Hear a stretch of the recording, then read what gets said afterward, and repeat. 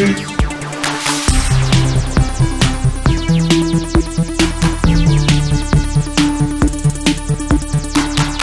everyone, welcome to GameFace episode 155 on Sifted Games at sifted.net. Thanks to everybody who's on the stream already. I'm sure a bunch more will join eventually. If you're watching this on YouTube, we'd really appreciate it if you could help us out on our Patreon at patreon.com/sifted.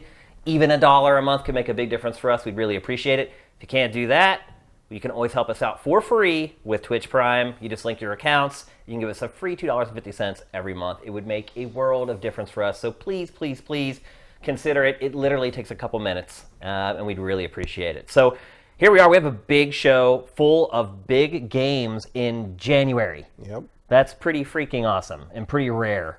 Usually in January, like we're scraping by doing like 2019 previews of all the publishers and the platforms. We didn't have to do that this year. No. There's actually been games and content. There's also a history of, high-end Resident Evil games coming out in January. Is that true? Yeah, well, Resident Evil 4 came out then. Yeah, but are there any others? Not really. That's the only. But that's the one that matters the most. About, so. We are going to talk about Resident Evil 2. One of the things we should get to beforehand, I wanted to bring up, it's not an official topic in the show, but as I was getting ready to come over here to Matt's house, I was kind of looking at the comments on Sifted on a story about, and we talked about this last week, so I don't want to talk about it too long, but essentially another big third-party game has jumped ship from Steam to go over to Epic Game Store. Yeah, I don't know if I call it Metro Exodus it's a high AAA, profile. I hate the phrase AAA game. I usually say big budget game, but I only hate it because of Jim Sterling. So. Oh, why? Why is that? Because every time he says AAA, so that's just what I hear when someone says that. And someone says AAA, and in my head I just hear Jim Sterling go AAA. It's funny. Which I think is his intention. He's doing it on purpose. Oh no, because he wants to make fun of us. So that's just every time he says that phrase. That's what he says. But it's gotten in my head, and now that's just. I have like a little translator program in my head that turns anytime someone says it normally, they translate it into like Jim Sterling version, and I'm just like, well, that's there forever. Well, I do think most people would consider Metro Exodus a AAA game. Maybe, yeah. I mean, budgetarily, yeah. Yeah. And it is jump ship to Epic Game Store, and it's a smallish team for a AAA game. But. Yeah. And at first, a lot of the comments are like pro Valve, pro Steam. I'm shocked at how many fanboys there are for Steam. Yeah, I mean, people have their library on Steam, and they don't like change. Yeah. So. They made some good points. My point is, through this whole thing, whether we're talking about this game or The Division 2, it's that it's going to reset the market. It's going to force Valve to drop its percentage cut that it takes, and then we'll have equal footing, and I think all those publishers and games will go right back to Steam once that's done. But people in the comments did make a good point, and that is, they are invested in the Steam platform. Mm-hmm. And when you buy a game on Steam, there's accoutrements that come along with that. Basically how the game is integrated into Steam. You don't get that on Epic Game Store. So people are saying, look, Does Epic Game Store just download the game and run it, basically? Pretty much. Like there's no like front end really? No, they don't have like user reviews. Mm-hmm. Honestly, they didn't include a lot of the stuff that Steam has had problems with. Like Steam has wrestled with its user reviews for years. It's changed it like 4 or 5 different times. It's still not perfect. So it lacks a lot of the periphery stuff that Steam has. And people are like, look, as a consumer, I'm just going to spend $60 on a game. I'm going to spend it here or I'm going to spend it there. I would rather spend it at the place where I get the extra services wrapped around that game instead of someplace where I just get the game. So I can understand that. If you don't really care about developers, you don't care about the market, you just care about, hey, I want to get the most I can out of my $60 purchase, I get that. I can understand that. That's not my perspective because we've obviously worked in the industry. We know the people that make the games. We know that they're actual people that need money to survive.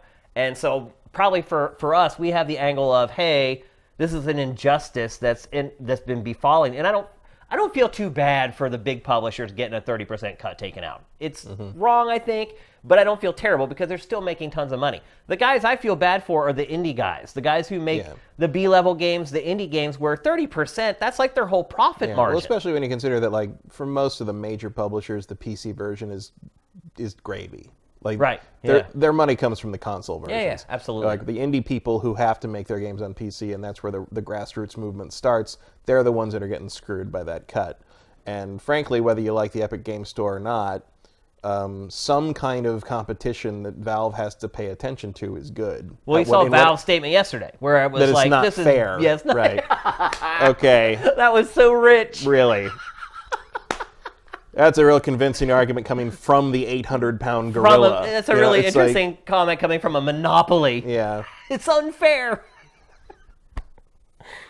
So even just that, I don't know how you could see that. Did Jim Sterling do a video about that line? Because that's got to be coming, right? I'm sure it is. Yeah. His episode this week was Kingdom Hearts 3, right? Which I thought was excellent. I thought it was one of his better episodes.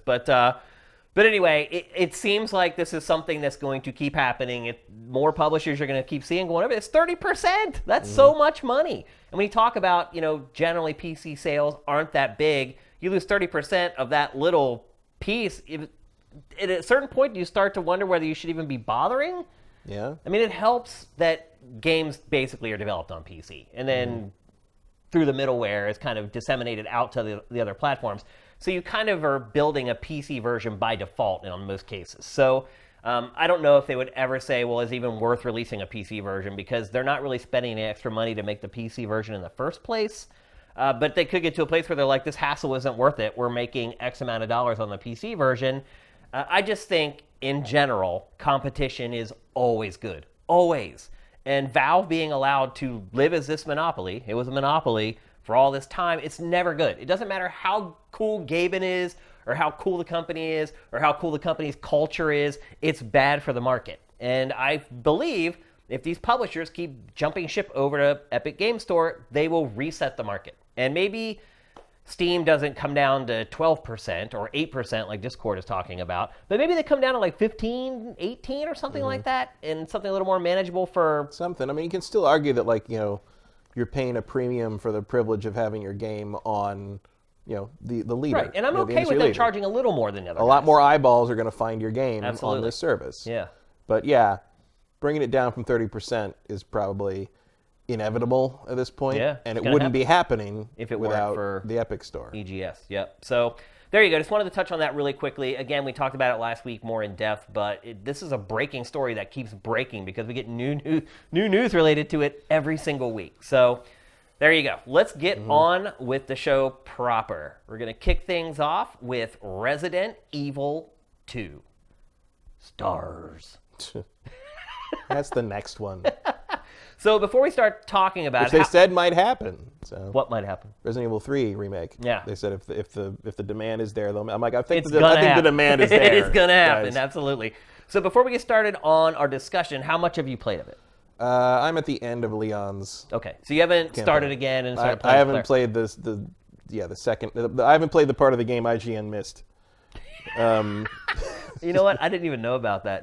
Vincent told me about that. Oh, that's funny. That is so sad. Yeah, well. So for those of you who don't know, IGN's review of the Resident Evil 2 remake, and correct me if I'm wrong, I want to make sure I get this right, the editor who wrote the review just assumed that the Claire campaign was identical to Leon's. No, it sounds like he picked the wrong option, because when you finish the campaign, it pops up a thing on the menu that basically says new game second run, and if you read the text at the bottom of the screen, it clearly says play from Claire's perspective on during Leon's story or whatever.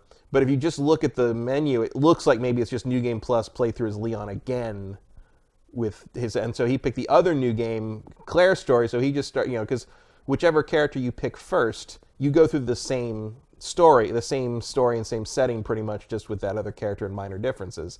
Whereas, some of the differences are more than minor. Whereas the second story, whatever, you start literally on the other side of the burning police car from the beginning of the game. You're playing parallel to the story you just played, and he didn't pick the right option for that.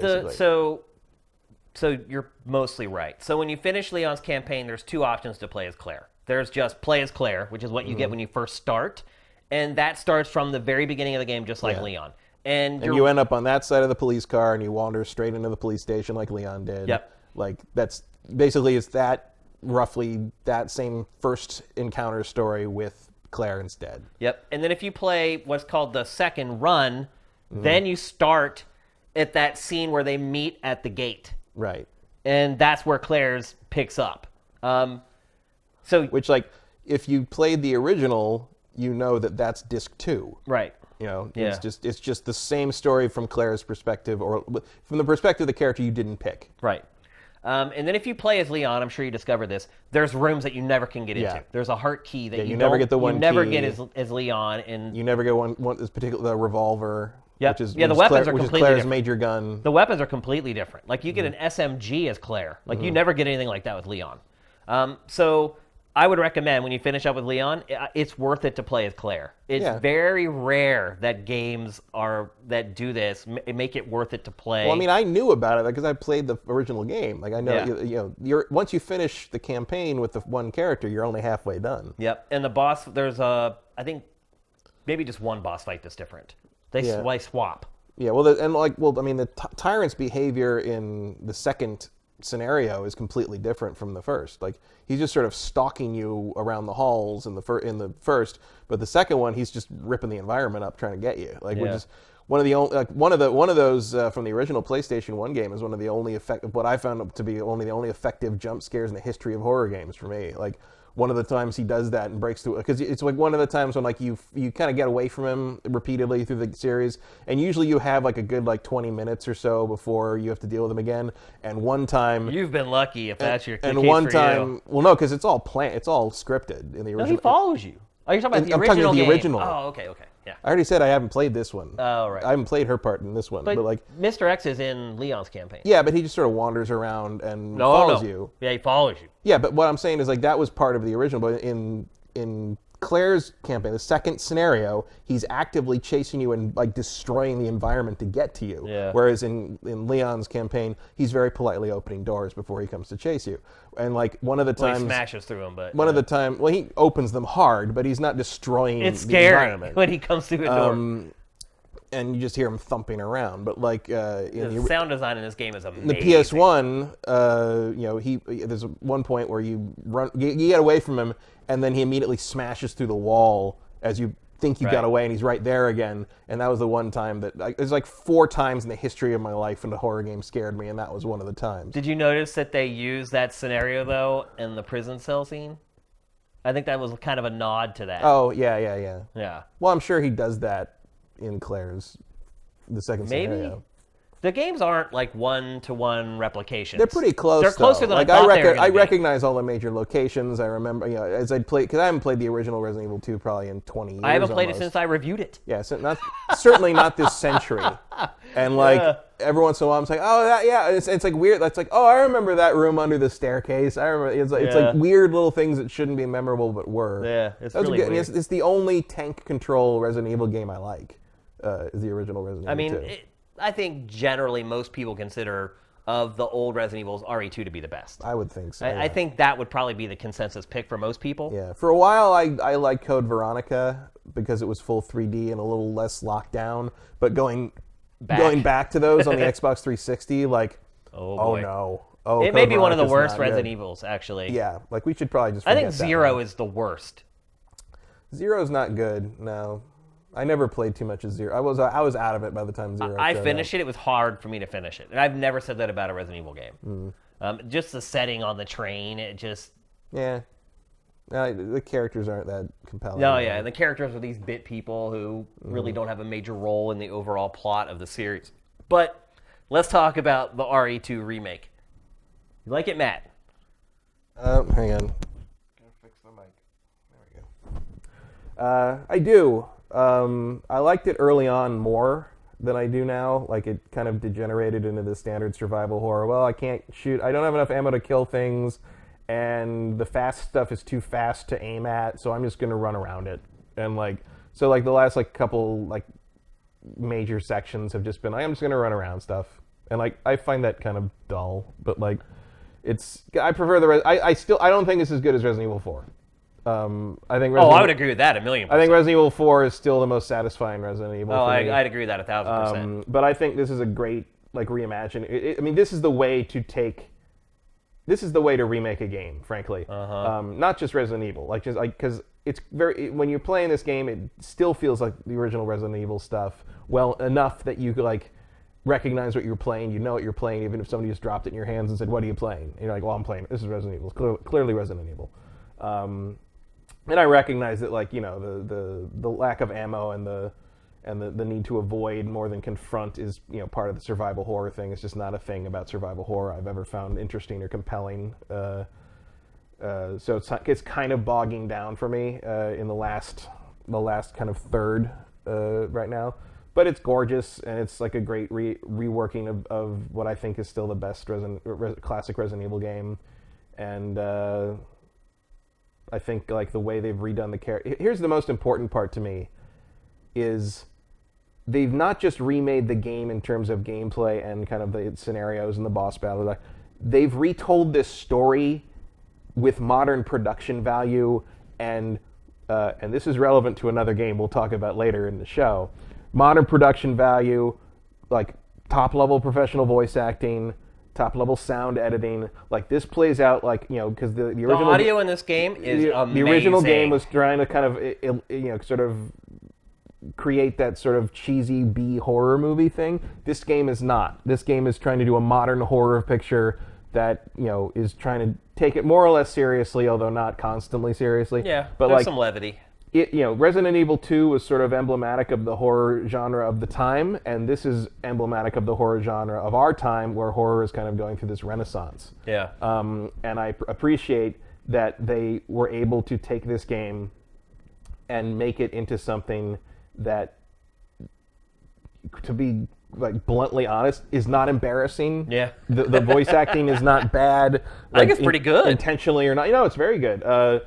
The story isn't like, you know, the story still goes into the weird T-virus stuff, but it, like, you know, it plays it pretty straight, but it makes it work more or less. Like, it's not like, you know, it's using modern production values and still retaining its identity, and I really like that. I think that is, like, Capcom's really, really pulled off something that I think I might have thought was impossible with this, where they remade this game from the ground up, but they made it still feel like itself, but they also updated it for, you know, what we expect from a cinematic production 20 years later, without losing that identity. And I think that is an amazing achievement. Like, what, you know, whatever I might think of how survival horror works, yeah, I have my own issues with that, but I got no complaint. You know, all the complaints I have about this game are just my own foibles about what I do and don't like about horror games. I think this is a phenomenal piece of work. I mean, I think it still has issues. It's interesting the things that Capcom chose to include from the old games and chose not to include. And I think for the most part, it does a really good job. But then there are things to me that should have been updated. For instance, inventory management. To me, it's still a disaster, and it makes no sense. Like, you can't pick up something off the ground. Say you pick up ammo off the ground, and your gun is empty. You can't combine those bullets with your gun. You have to have an empty slot in your inventory. I feel like you could do that in the old ones. No, you couldn't, but RE4 allowed you to. They eventually changed it, but they went back to that old style here. Yeah, well, I mean, I don't... That is incredibly annoying. Like you, I did run out of ammo a couple times. One time I ran out against a boss. And basically what I had to do was just become the master of that boss fight. And basically beat it with as minimal amount of shells as possible. And I don't mind that so much, because it makes you get better at the game. The inventory stuff is just dumb, archaic. It's an archaic hangover from the early days where they didn't have the technology to make games the way that they do now. And I just don't see any reason why the inventory management stuff is still the same way. That's the one place I think that they sort of bowed down to what people insist on clinging to in terms of this subgenre. That the annoying inventory is sort of part of survival horror. I've always found it irritating. It's just dumb. It's just like, why does the key take up the same amount of space as like a giant box? Right. And it's like, yeah. I do appreciate that they made it a little more user friendly in that you can the map. The map, but it also that's the big difference. Well, it also marks like when you've used a key up. Yep. You know, it indicates tells that, you don't that, need it and then anymore. you can get rid of it, because back in old games you had to find a chest and like throw it in there, and it would just sit in the storage, the item box for the rest of the game. Because you wouldn't know whether you needed to use it again. Well, there's no way to get rid of it. Right. You know, so so that's a step up. The inventory stuff hasn't bothered me too much. Like part of it, partly because like I remember when I need this and when I don't need this, and also like just the fact that the inventory stuff is like mildly annoying. Just slicing and dicing that No, this guy. is me making the point that you never know whether they're dead or not. And like it made like the inventory upgrades like so satisfying. Like it was a couple times like my entire goal and mindset was to get that fucking hip pouch. I'm like, oh, there's a hip pouch and a lock thing. That's what we're doing now, like. So I kind of dig that, but I just like I liked the inventory expansion stuff in Resident Evil 4. That was always the best thing. When it's like, now I can carry all the things. Oh, I'm full up again. I had tons of problems with the inventory in this. At the last quarter of the game, I just constantly had to leave stuff behind or make the hard decision of, okay, do I really need gunpowder now to make more bullets, or do I really need that herb? I mean, that's the genre. I mean, that's survival horror. Yeah, I guess my point is that we've moved past that over the last decade. Yeah, well, I mean, I think we've moved past the lockdown camera angles, but there's people that complain this game doesn't have that too. Oh, jeez. Or the tank controls, or all the things that were basically there because that's the best the PlayStation could do. Yeah. And it wasn't like a aesthetic or technical gameplay design choice. It was like, this is the only way we can make this work, and if we can make it work better, we should. And so that's more or less what the philosophy was on this remake, which I really like. I think they struck a pretty decent balance on the annoying inventory versus letting you play with the inventory a little better. Could they go further with that? Like, if you find bullets and your inventory is full and all the bullets will fit in your gun, you should be able to just combine them with the gun. Yeah. You're right. Because the other things do. If my inventory's full and I have gunpowder in my inventory and I find another gunpowder, I can combine it with that gunpowder and make bullets. Well, you can combine bullets with bullets. Right. You just can't combine the bullets with the gun. Which is weird. It makes no sense. Because that is actually how you used to be able to reload in the old games. Yeah. Because if you didn't want to waste, if you didn't, or usually it was like, I don't have the time to let him stand there and do the reload animation because the thing is going to kill me. You went in the inventory, combine the bullets with the gun, instant reload. Yeah. That's a very specific problem. I mean, that's a thing they could patch, frankly, if they wanted to. They should. Because I have noticed they're a little more forgiving about what you can combine when you pick it up, if your stuff is full. I do think the boss battles are a little annoying. Like you spend so much time trying to run around things that like whack at you when you can't see where they are. Yeah. There's a little trial and error to it in the sense it's like, okay, what do I do here? Do I shoot him or do I run? Because like I don't want to waste bullets shooting. It's very him. rarely skill based. But and then sometimes I've retried a couple of the boss battles a fair amount. And like it's been like, oh, this isn't working. I can't, I've hit this guy so many times, or like this, and now I gotta run. And then like I get killed, and I try again, and it's like the third or fourth time, it's like bang, bang, bang, he's dead. Yeah. I'm like, what happened? Did I? That's like the variable problem damage with is not showing like hit points on bosses. Well, you just don't know what is effective and what isn't. Yeah, I mean that's always been kind of. I mean, it's shown effective like usually like with the big tyrant-y things like if you're shooting them and like yellow's popping out, you're doing good. But like there seems to be such a variance on like how many shots the thing that how much damage it's yellow actually can take. doing. Yeah. And like I don't find it to be that much of an issue with like the zombies because it's like they're three hits to the head usually knocks them down enough to get through the room, and they're probably going to get up when you come back, but at least they're out of your way real quick. Right. Yeah, I use this stun technique. I just shoot them once in the head. They stagger. Yeah. I just run past them. And then sometimes if you run past them at full clip, you can usually get like push at least one of them off you before. I do think the game could use like a kick or a push or like some kind of one more defensive move. Or just being able to stomp the zombies' heads when they're down. Yeah, I mean these are things that have been in Resident Evil for a long time.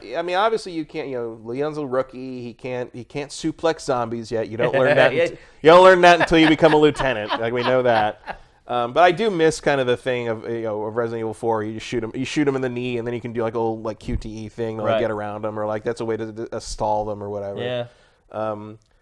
Because it's, I don't know. You can't think too logically about zombie shit. Right. It's just like, because it's illogical at from a the certain beginning. point, if I shoot you in the leg enough, your knee is gone and you can't walk anymore. Well, And it's like, also ridiculous. Sometimes you shoot a zombie in the head 12 or 15 times. It's like at that point, and they're still walking around, it's like at that point their head is full of lead. There's no brain left in there. It's all lead.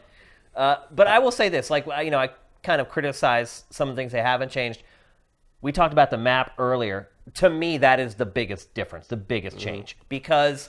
I honestly can't remember looking at the map in the old games hardly at all. Like, it was so useless. It was useless. In this game, it makes a world... I've finished this game in probably half the time I did the original Resident Evil. Because you're not just aimlessly wandering around the police station trying to figure out, hey, I have this new key, where can I use it? And what would happen is you wander around, you get mixed up with zombies and get killed. In this game, you can look at the map, it'll show you every door and tell you the exact key you need to open it. So as soon as you get that new key... You just go to the map and just look, and it tells you exactly where to go. And that, in conjunction with the way towards the end of the game, the whole police station is unlocked anyway, and you can get places really quickly. Like, I finished off this game way more quickly. And then playing through it the second time with Claire, I cut the time that I played with Leon down another, third. Because my memory was refreshed. I knew where to go. I knew what to do. I think what struck me when I first started playing it and kind of had opened up the whole mansion is how small the world is, the game world. I mean, most games, an environment of this size is just one level. It's just one thing you have to accomplish. This is the whole game. Mm-hmm. It's strange to play a game where you go through the same environment so many times. Like, I did a stream for Claire on Sunday night, and I know the whole game now. Like, I know where to go to do everything. I know where everything is. It's more of an unfolding puzzle box. Right. And once you've unfolded it once, it's very easy to just repeat that process again. But that's the game does have built in, how fast can you do it? Yep. It rates you on how well you play. Yeah, and the achievements are about, there's an achievement for taking less than 14,000 steps. There's an achievement for never using healing items. Right. There's an achievement, there's a bunch of crazy stuff. They challenge you to play Yeah. well, basically, and master the game. Yeah. Become the master of unlocking. And she's not in this one yet. No, but you definitely do that in this game. You're unlocking a whole lot of crap. How do you feel about the production values? It's great. Pretty much top notch. They've taken, like I said, they keep the flavor, they keep the atmosphere, but they jazz it up to the point that it feels modern. This feels like a game that wasn't a remake. It feels like a game that could have been made today. Yeah. And there's little things that they trick out, like you're seeing the tyrant chase Ada here, but the tyrant always just sort of walked, stomped through. He just but the animation on this guy, he's got kind of this stride. He's terrifying. That has I think he is absolutely terrifying. It looks great. Like when he's coming down the hall, you're like, oh, here he comes. Here comes trouble, kind of thing. And he's even wearing a little hat at the beginning. You get an achievement for shooting the hat off. Yeah, I got that achievement for shooting it off. And it plays pretty fair. Like, if he doesn't see you, he doesn't see you. Yeah, he freaked he can out hear you, but it's I had a lot of fun. Like, when he shows up and just is kind of a presence in the police station, I thought that was a lot of fun. Like, running around trying to get around him, or trying to figure out where he was, so I could because that's exactly the point in the game where they start sending you back and forth kind of across the whole map to get stuff and bring it back. And so now you have to deal with him as well as all these other zombies if you haven't been smart about what windows you've boarded up. Yep. Which is another cool addition. That's a cool element to the game. And that helped me at the end game. You're talking about how you were running around zombies at the end? Yeah. I had boarded up so many windows that there were never any zombies. Yeah, I boarded up the wrong windows. That was what happened. I boarded up a bunch of windows, but I didn't board up the windows in that one hallway you run through all the time. Yeah, with 3 windows in it. Yeah. And so I was out of. So I had 2. I eventually boarded 2 of those up, but that still left 1 for a couple guys to come through. So every time I came through that hallway, there was at least 2 zombies in there. Yeah. And you just don't have the bullets to deal with that. No, you don't. Or even with the the frickin' dogs. They're too they're fast. The worst, so man. I just run around them. You want to know how I killed all the dogs? I used the door trick. So if you go into your aim pose and go towards a door, you can crack the door open and shoot through the crack. I tried to do that a bit. It's not meant to do that. It's basically just like a glitch I tried to do that, but they exploit. just did not cooperate. They were running I was around more. I would wait. I would wait until they ran around and stopped, and I shot them through the door crack. I did it every time with the dogs because they were so annoying and hard to shoot. The sound design in this game is amazing. It is so freaking good. I played this game a lot with headphones, but I played it a lot with my big surround sound system too. And Mr. X, when he walks around, like, it is terrifying because the bass just gets louder and louder. And the first time I discovered him, like, I started hearing these thumps, and I'm like, what is that? I'm like, where is this coming from? Like, is the game glitching or something like that? And then he just blasted through the door, and I was like, holy crap. And then his footsteps were so loud that it started shaking the pictures on the walls of my apartment. The zombies, everything, and all the audio in this game is amazing. I think the voice acting is great. And we'll talk about some voice acting again later on in the show that isn't quite as good. And especially after playing this game, it stands as a stark contrast to it. Yeah, especially because you're talking about old things being brought into the modern day. Yeah. And this does it right. Yeah. And you have a choice to make, and Resident Evil 2 made the right choice. Absolutely. And I feel like I think I finished the Leon's campaign the first time in like 7.5 or 8 hours. Yeah, I think if I remember how much is left, I think I'm probably going to be 6:30, 6.5 hours, something like that. You're doing real good. A couple things like clicked when I was like, because like as I played it, it was a nice sort of like, because I played Resident Evil 2, the original, probably 4 or 5 times. I actually liked it a lot at the time. Yeah, me too. I just never really went back to it later.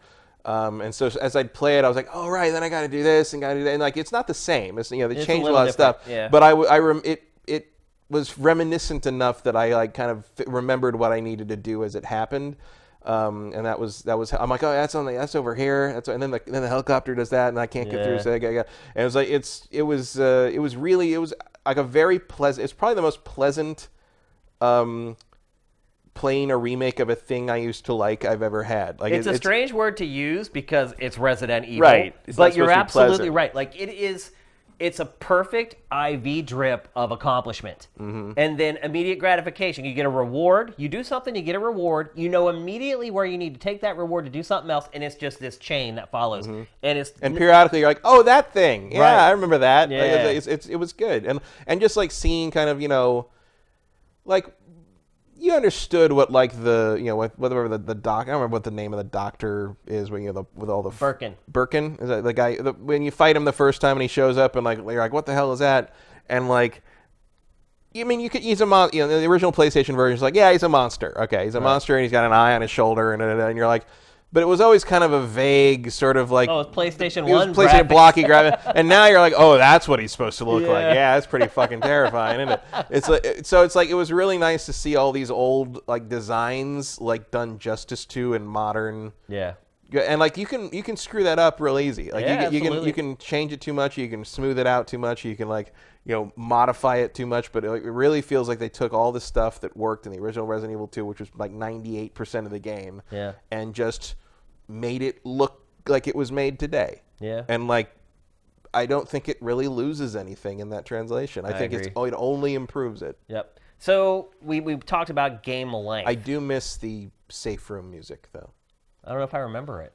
You'd know it if you heard it. Like it's this music they play when you go in the safe room in the original Resident Evils. It's like, oh, that one. But there is an original music like DLC thing option. I just haven't used it. Yeah, a bunch of DLC coming pretty soon for this as well. Yeah. Do you think it's worth buying, Matt?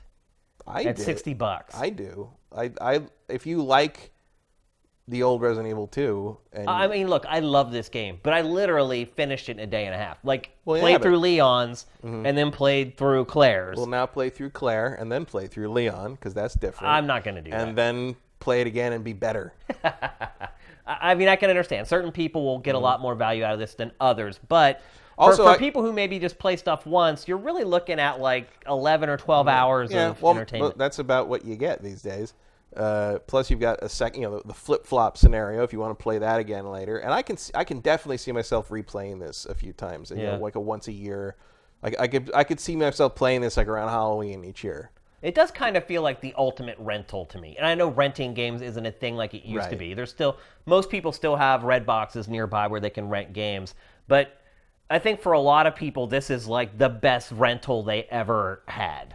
Because you can literally finish it in a day or two. You could even play through it like a third time in your rental period and be done with it. There's no multiplayer, so there's not sort of those legs. There is DLC coming. I would buy it. I'm a huge horror fan, not just for games, but in film as well. I'm a huge Resident Evil fan. I would have no regrets paying $60 for this. Yeah. But I could see some people maybe, after paying that money on a Friday, and then they get the Sunday afternoon, and they're like, that's it.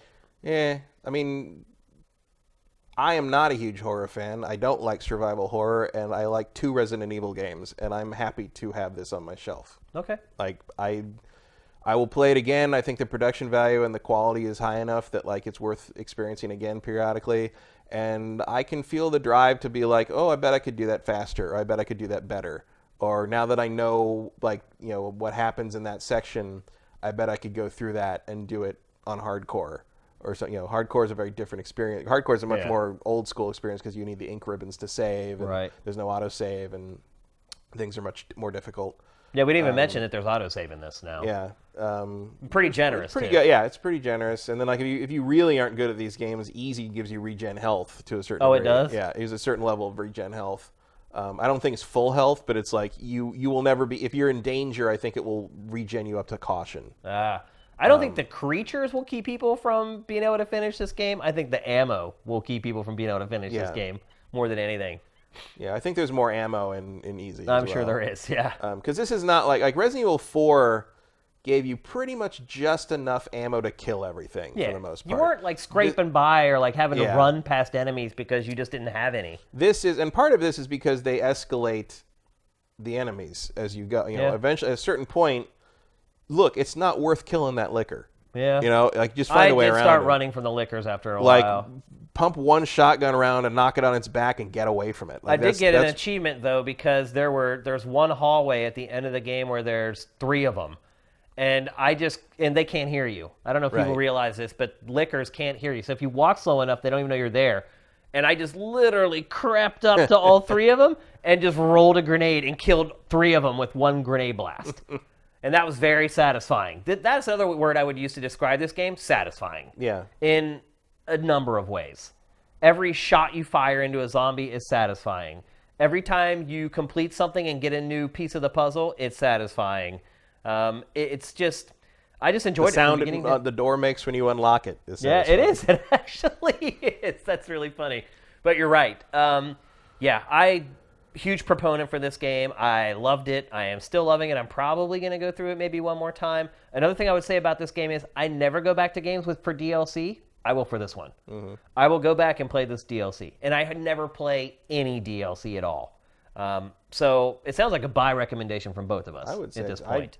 I got no regrets having bought it. Yeah, I think if you... And even if it is, a little moderately short, like I'll definitely play it again at some point. And like, there's a point at which like, you just want to reward this kind of work. Yeah. Like because you want to see more of it. Yeah. And I'm up for, I don't even like Resident Evil 3 all that much, but I'd be up for a remake in this style. Because one of my favorite things in this turned out to be, the cat and mouse stuff with Mr. X and Tyrant. Yeah. And that's pretty much what Nemesis is. Yeah. So, yeah. I mean, he said he follows you the whole game. All over the place. The whole game. Yeah. It'll be interesting to see how they work with it. Warm up that subwoofer. Yeah, absolutely. That's a good point. But Resident Evil 2 remake, the reviews are legit. Yeah, they're accurate. And I love that. Tyrant walks towards you just a little faster than you think he will. Oh, he's scary, man. It's just a little, like he covers that distance just like smidgen quicker than you think he's going to, and you're like, whoa, misjudge that. Like it's great. I mentioned this during the stream on Sunday night, but I realize a lot of people probably haven't watched it. But one of the best moments for me was when he had first started following me. I was trying to figure out how I could dupe him. So I was going up ladders, down ladders, upstairs, downstairs to see how quickly he could navigate that stuff. And I went into the library. And I went up the stairs and then around the way and then went down the ladder. And I assumed what he was going to do was walk all the way over to the ladder, not be able to go down the ladder, and then have to walk all the way back to the stairs and go down the stairs. And I was just going to pick him off and shoot him. I didn't realize at that point I couldn't kill him either. I didn't know if like they had changed it and maybe you could actually damage him in this one. And so I'm like, all right, I do the whole thing. I walk around to the edge. I go down the ladder, and I'm standing at the bottom of the ladder, and I'm looking up as he walks to the ladder up on like the higher level of the library. And I expect him to turn. No, dude, he jumps down. He didn't climb down the ladder, Matt. He jumped. Yeah. And he jumped down, and when he landed, it landed with this gigantic thud, and all this smoke comes flying up. And I was like, I literally said, holy shit, and ran away. I was petrified. But that was like my litmus test for him to see what he could do, what he couldn't do. And then I ended up using that information throughout the rest of the game. But this, just so many memorable moments playing this. I don't know if I could say I enjoyed it as much as the first time I played RE2, but it's pretty close. Yeah. And when you think about the fact that I've experienced a lot of this stuff, albeit in a more crude form years ago, and still it had that impact on me, that's really impressive to me. Yeah, I mean, I still wouldn't say it's as satisfying as Resident Evil 4. No. RE4 is still the best Resident Evil by a couple magnitudes still, in my opinion. But this is a close second, I think. Yeah, I think you may be right, actually. I think this may be the second best RE ever. And that's no small feat. And I think if you didn't like Resident Evil 4 as much because you thought it veered too much into the action game territory, you might like this one better. This is a good compromise. Yeah, this might be your favorite Resident Evil. Yep. If you think Resident Evil 4 went too far into the action genre. Did you like this Ada stuff? Yeah, I mean, I like Ada. I always liked Ada. Yeah. Anything involving the being stalked by the Mr. X stuff was interesting. Like that comes right at the point where I was tired of zombies. That was really nerve-wracking too, having to solve some of these puzzles while he's chasing you. So that was solid stuff. Yeah. And I like what they did with Ada in this one. Like, there was a little weirder and brusquer in the original game, and in this one, like there's a little more interplay between her and Leon, where Leon's like, what is this? Yeah. Like, Leon isn't as pathetic in this one. Right. Like he feels a little more competent, a little more like he's standing up for himself here and there. There's a bunch of times when he just gets, like, in the original, he just gets abandoned by Ada, like, over and over, and you're just like, dude, just stop. Take the hint. But in this one, he's more. It makes it clear he's more about like I want to know what the hell's going on, because if you're withholding information, it could get me killed. And he's, in terms of like, because there's always sort of this like little weird like romantic like implication with him and Ada in the original game, and in this one that's more with him and Claire. Him and Claire are real happy to see each other when they first run into that gate. But Ada, but it's more Ada in this though. Well, yeah, she plays the femme fatale with him, but like early on, he kind of forgets about Claire. Once he meets up with Ada, you don't even hear about her. Like then it's all about until Ada. The end. Like he literally like falls in love with Ada in like 4 hours. But that's Leon. It's a very intense situation. He does have the epiphany at the end that I won't spoil. But I enjoy that. Ada's fun. Yeah, I liked all of it. She will go on to torment him for at least 3 more games. So. Now, I will say that the extra character you play as in Claire's scenario, not as fun. I won't spoil it. Yeah, I don't remember who that is. Yeah. If that was even a thing in the original. I'll tell you what the style of gameplay is. It's stealth. And that... Oh, I know what you're... Yeah, okay. That did not work as well as Ada, but... whatever. This game is awesome. It's amazing. If any of you guys are still sitting on the fence, it's been out now for a couple days. Both of us say go out and buy it. What about people who never liked RE at all? It's probably not going to change your mind. Yeah. But if it's because again, there's a point at which if you like this sort of subject matter, you probably already like Resident Evil. Yeah. And if you don't like Resident Evil, you probably don't like the subject matter. Yeah. Yeah. So there you go. Resident Evil 2 remake. Hopefully the first of more to come. I would be down with RE3 very surprised remake. if we did not see an RE3 and maybe even an RE1. What if they did an RE4 remake? Nah, I don't need that. Yeah, it's too early still. It's already on most of the modern systems. Yeah. That one's easy to bring forward. I would like to in terms of doing these ground up remakes. I'd love to see them do 3. 3 I'm sure they will do. I'd also like to see them do 1 because I don't like the RE remake from the GameCube era because it's the same pre-rendered background fixed camera crap. Yeah. Which I find it terrible. I've always thought it was terrible and I've always hated it. So I know people praise the Resident Evil, the remake of 1 to the sky over and over again. I find it unplayable. I thought it was fun. Back when I reviewed it when I was at GameSpot, I gave it a lower score than pretty much everybody. Yeah, I remember that. And I got a lot of crap heat for that. I just find it stupid. I still really liked it, but I found it really dumb. I didn't like it. I thought I still find it stupid that you can get caught off guard by things that your character can see but you can't. because of the camera Right, angle, yeah. and like you shoot these guys and they bleed everywhere, but it's like clearly just sort of pasted on to this like pre-rendered background. It's just I think it looks terrible. Like I have no, and everyone's like, oh my god, it's so gorgeous. I'm like, it's a photo, it's a JPEG. Well, Who cares? they could put all the polygons into the character Right, models. so you put all that. Yeah, Character models do look amazing, but you particularly take, for a GameCube game. But you take the Resident Evil 2 remake philosophy and apply that to one. I'm in. I'd be down for that too. All right, let's move on. And that gives you a really good trilogy to sell as an extra remaster next gen. Bundle it all together. Resident Evil remaster trilogy. Yeah. You can sell that for like 10 years. It'll happen. Yeah. It'll definitely happen. All right, let's move on. We're going to talk next about undoubtedly the biggest news story of the week, and unfortunately, it was not good news. The news broke on Friday. Is that right? Maybe. Thursday or Friday. Thursday or Friday. It was last week, late last week. Yep. Yeah. And the bad news is that Metroid Prime 4 has been, well, I guess one version of Metroid Prime 4 was canceled. Yeah. And it's been restarted from scratch by Retro Studios, which is what should have been happening all along. And presumably whatever Retro was working on we're never going to see that. Well, so a lot of people are freaking out, talking. What struck me the most right as soon as I heard this news was that Retro's game sucks. Mm-hmm. I was like, okay, well then Retro's game it's been working on isn't very good. A Star Fox Grand Prix or whatever. If that's even what it is, like who knows? But whatever it is, it's not that amazing. Yeah. Because if it was amazing, there is no way Nintendo would pull them off of that to immediately start working on this. And neither was Metroid Prime 4, apparently, because I guess Retro pitched something to them as an alternate idea, and Nintendo seems to have gone with it. Yeah. And started over. So we'll see you. This sounds like this Prime 4 might end up the Switch's Breath of the Wild. Like you might see this game bridge the Switch and the Switch's successor eventually. Because I think we're 3 years out at this point, minimum. Well, we have to. I mean, if you look at Retro's development, well, 3 years? How long has it been since Retro put out a new game, Matt? Donkey Kong Country Tropical Freeze. What year was that? That was, God, I don't know. 2013? 13, I think. Yeah. Yeah. So here we are. Did they work on the remaster for Switch? So they did. Some little team that doesn't somewhere. Count. That still works. It is, but remastering your own game, is there a project any easier than that? Probably not. I don't know. I don't know anything about game development. So here we, you do. So here we... Not like that. I don't know how hard it is to remaster something.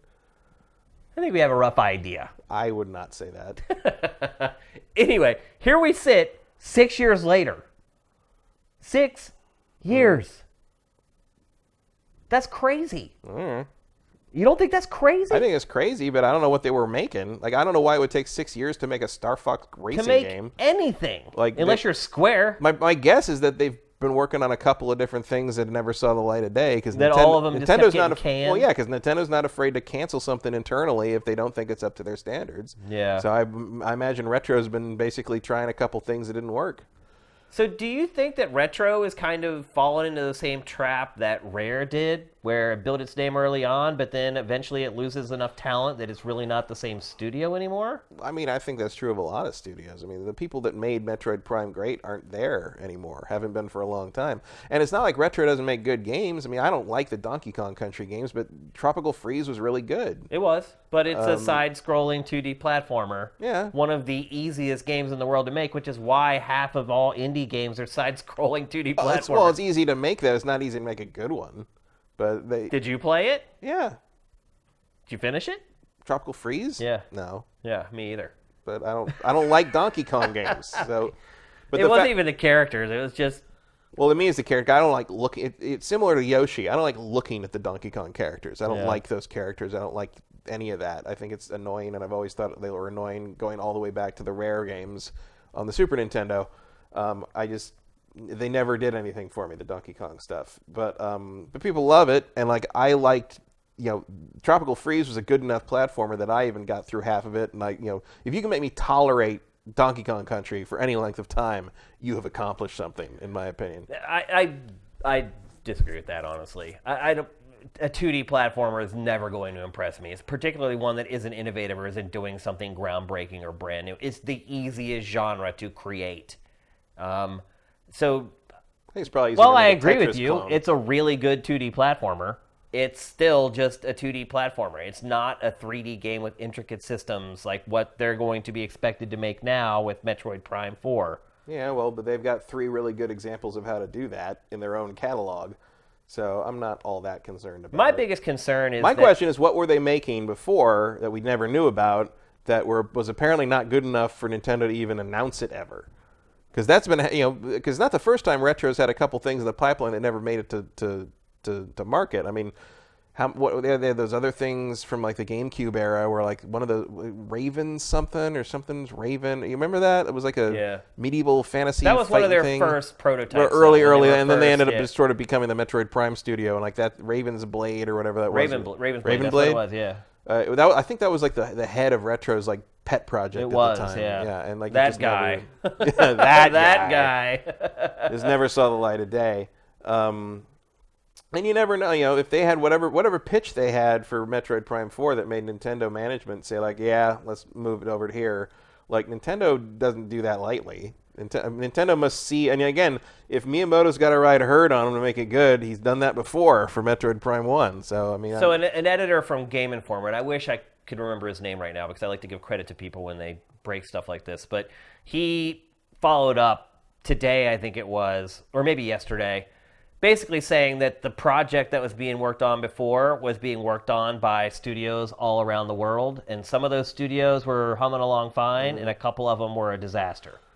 And that's why they canceled. So it sounds like the game was just a mess. Nintendo really had no choice other than to can it, and then conveniently, Retro makes sort of a pitch video for what it would do with the game. And because frankly, you can't back off that game now that you've announced it. Yeah, but why did it take so... Why didn't Retro work on this game from the beginning? Because they were working on something else. But Nintendo knew what that project was and decided at that point, no, we're going to let Retro work on this other project instead of giving them Metroid. And now, 3 years later, you have neither game. You don't have Retro's new game, and you don't have Metroid Prime 4. And Metroid Prime 4 now is probably not coming for... It's going to be like a Switch 2 game or a bridge game between Switch and Switch 2. Yeah, I think it'll be on both systems. It'll be a Breath of the Wild situation. And it's not going to sell like Breath of the Wild because Metroid never has. But it's still a decent launch game for a new system. Oh, absolutely. And I mean, by then, they'll probably have another Zelda ready as well. It can also be the bridge between those two systems. Although somebody in our Sifted Draft today drafted Zelda 2019. Bold. Yeah. Well, we have one alternate, so I'm guessing it was Vincent, actually. I think I don't think it's completely impossible that a asset repurposing Majora's Mask style thing could pop up this year. I don't think that's what he was drafting, though. I think he's saying new Zelda game 2019. Well, that would be a new Zelda game. Majora's Mask is a new Zelda game. That's what I'm saying. What do you mean? What do you mean? Majora's Mask is an N64 game. Yeah, but what I'm saying is like an equivalent to Breath of the Wild, like a Majora's Mask equivalent to Breath of the Wild. Now. Oh, I see what you're saying. Like an offshoot from Breath of the Wild. like what Majora's Mask did with Ocarina's stuff. I thought you were, because you have talked before about other Zelda remasters coming to Switch, and I thought that's what you're talking about. No, I don't think they do. Well, I mean, I guess they could, but it wouldn't be. I'm talking about like giving Breath of the Wild the Majora's Mask treatment. Gotcha. Okay, just that. Like we got all the assets. Just do it. I mean, because it's been 2 years. That's like, totally possible. You could be right there. Yeah, if you just made like a little side story, you could definitely get it done by now. Slap a couple actual dungeons in this time, and maybe you have something. It's weird to say maybe you have something with the game that everyone thinks is the game of forever, but. Yeah, well, I've noticed that criticism of Breath of the Wild has gotten a little more realistic. Yeah, it started to creep in as time has gone on. Yeah, absolutely. The old Zelda bump. I think we're going to talk about another bump here in a little bit, actually. Yeah. So what do you think realistically for Metroid Prime 4 now? 2021? Minimum. 2022? I think 2022 is most likely. I mean, typically Metroid Prime games have taken Retro at least 3 years to create. I feel like it's a 3-year process, and it sounds like they are pretty much starting from scratch beyond like pre-production. They said they're designs. starting from scratch. Yeah, but like I mean, even from like if people say like, oh, we're starting development, like you've already done all the pre-pro, you're probably already halfway. But it sounds like they got to start very much over, and who knows how long they've been doing it, but like. And clearly they're going to be watched very carefully if they've really taken this long to get anything out that Nintendo thought was worth releasing. Nintendo's not afraid to ride herd, especially on the Western developers, and be like, man, how bad must that Metroid Prime 4 other version have been if Federation Force made it out? That's what I'm saying. Like, There's one for Schreier somewhere in the future. It's like I'm sure he's digging already. Yeah. He's trying to figure out that shit up. I want to hear about what was wrong with Metroid Prime 4 prototype. Right. You know? I wonder if footage will ever leak out of it. Probably not. Nintendo's pretty tight ship in that regard. But it was being developed at all over the world, studios. Yeah. So there's a chance. I mean, a lot of stuff is like done like that now, but probably better to just have it in-house at Retro. They've got the pedigree. I mean, they don't have the same people, but they have the pedigree. I'm nervous, honestly, about Retro at this point. I don't know that they're the studio that they used to be. Well, I don't have any basis for thinking one way or the other on that. So, but you can look at the people that have left the studio. There's been dozens that have left Retro since Metroid Prime 3 was released. Sure, but like... And what I was getting at it's either earlier, that or nothing. So Right. Here's what I was getting at earlier, though, and we got off on a tangent, is that why I'm so concerned about Retro and Metroid Prime 4 being developed by Retro is that the thing about the Metroid Prime franchise is that it has this intangible element to it that you can't really quantify. You can't really say, hey, this is the product of this one guy or this one idea. It's atmosphere, it's tone. That's what I love about Metroid Prime. The feeling of isolation and how they accomplish that throughout the game.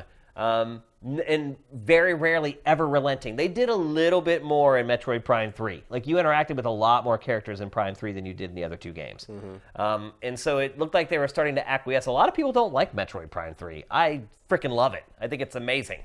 But I don't like it very much, but not because of that. Why do you not like it? Because I hate motion controls. Oh, right. I always forget that motion controls are like a deal breaker for you. I thought the motion controls in this were great. I mean, they're good as motion controls go, but I still hate motion controls. Like, you know, they were fine as for what they are, but motion controls take me completely out of a game, and I hate them. So you liked better that lock-on click thing that they did for the GameCube games? Yes. Where there's no aiming at all? Yep. I liked Metroid Prime 3's aiming way better than what they were doing before. I mean, I don't want them to make it into a first-person shooter either. Yeah, that's also the line that they have to walk with this franchise. Which also made, the Prime 3 became a little bit more of that because of the pointer controls. You're right. Yep. I liked it as a first-person adventure, which is what I would describe 1 and 2 as. I don't like motion control. I think it's annoying. Like, if you wanted to change it so it's more like the way Splatoon works, that would be fine. Like kind of the fine-tune aiming with the gyro aiming kind of thing. That would be okay. But like holding the stupid pointer Wii controller and wiggling it around and flicking it to do the grappling hook stuff, I hate that. Pulling the shields off enemies and all that. I don't like that at all. I thought that was very satisfying, man. I liked it. I liked sending that out there and then yanking it back and watching the shields fly off. Maybe in another game, but that ain't what I want out of Metroid. Well, I can understand that. I think the counter mechanism in Samus Returns is skirting the edge for me in terms of like a weird. I don't know if that should be in a Metroid game, but anyway. But I liked one thing I did like about 3 was that they sort of were expanding the universe a little bit, and like there were other bounty hunters, because that came out of Metroid Prime Hunters as well. Right. But there are other bounty hunters. You can sort of piece together a little bit more of how Samus sort of fits into the universe with these other characters. I like that. And what she was. Like, it's like you always knew she was a bounty hunter, but you're like, okay, I know what that means, but what does it mean? Yeah. Well, Nintendo didn't know what it meant. Right. According to the people that worked on, especially 3. Where they were like, well, they wanted to put a mechanic in where you would get like bounties and you go out and do them as sort of side missions. And Nintendo's like, she would never hunt anyone for money. And the Retro guys are like, what do you think a bounty hunter is? And like, it turned out that they sort of thought like a bounty hunter was basically like a wandering samurai kind of thing. Like they didn't think because bounty hunter, when you say it to like someone like Western, I think they think of like Boba Fett. Yeah. Someone in armor in space hunting someone for money. Like, that's a bounty hunter to us. Yeah. And that was not Nintendo's idea of what Samus did, even though that's what they called her. Yeah. It sounds like she was more of in their mind, she was more of a consultant. Right, yeah. The contractor. She's she's a contractor. She's a problem solver. It's the 1099 at the end of the year. Probably. That'd be a fun mini game. Filling out Samus's taxes. Yeah, so it's going to be interesting kind of to see how she turns out because we certainly saw how,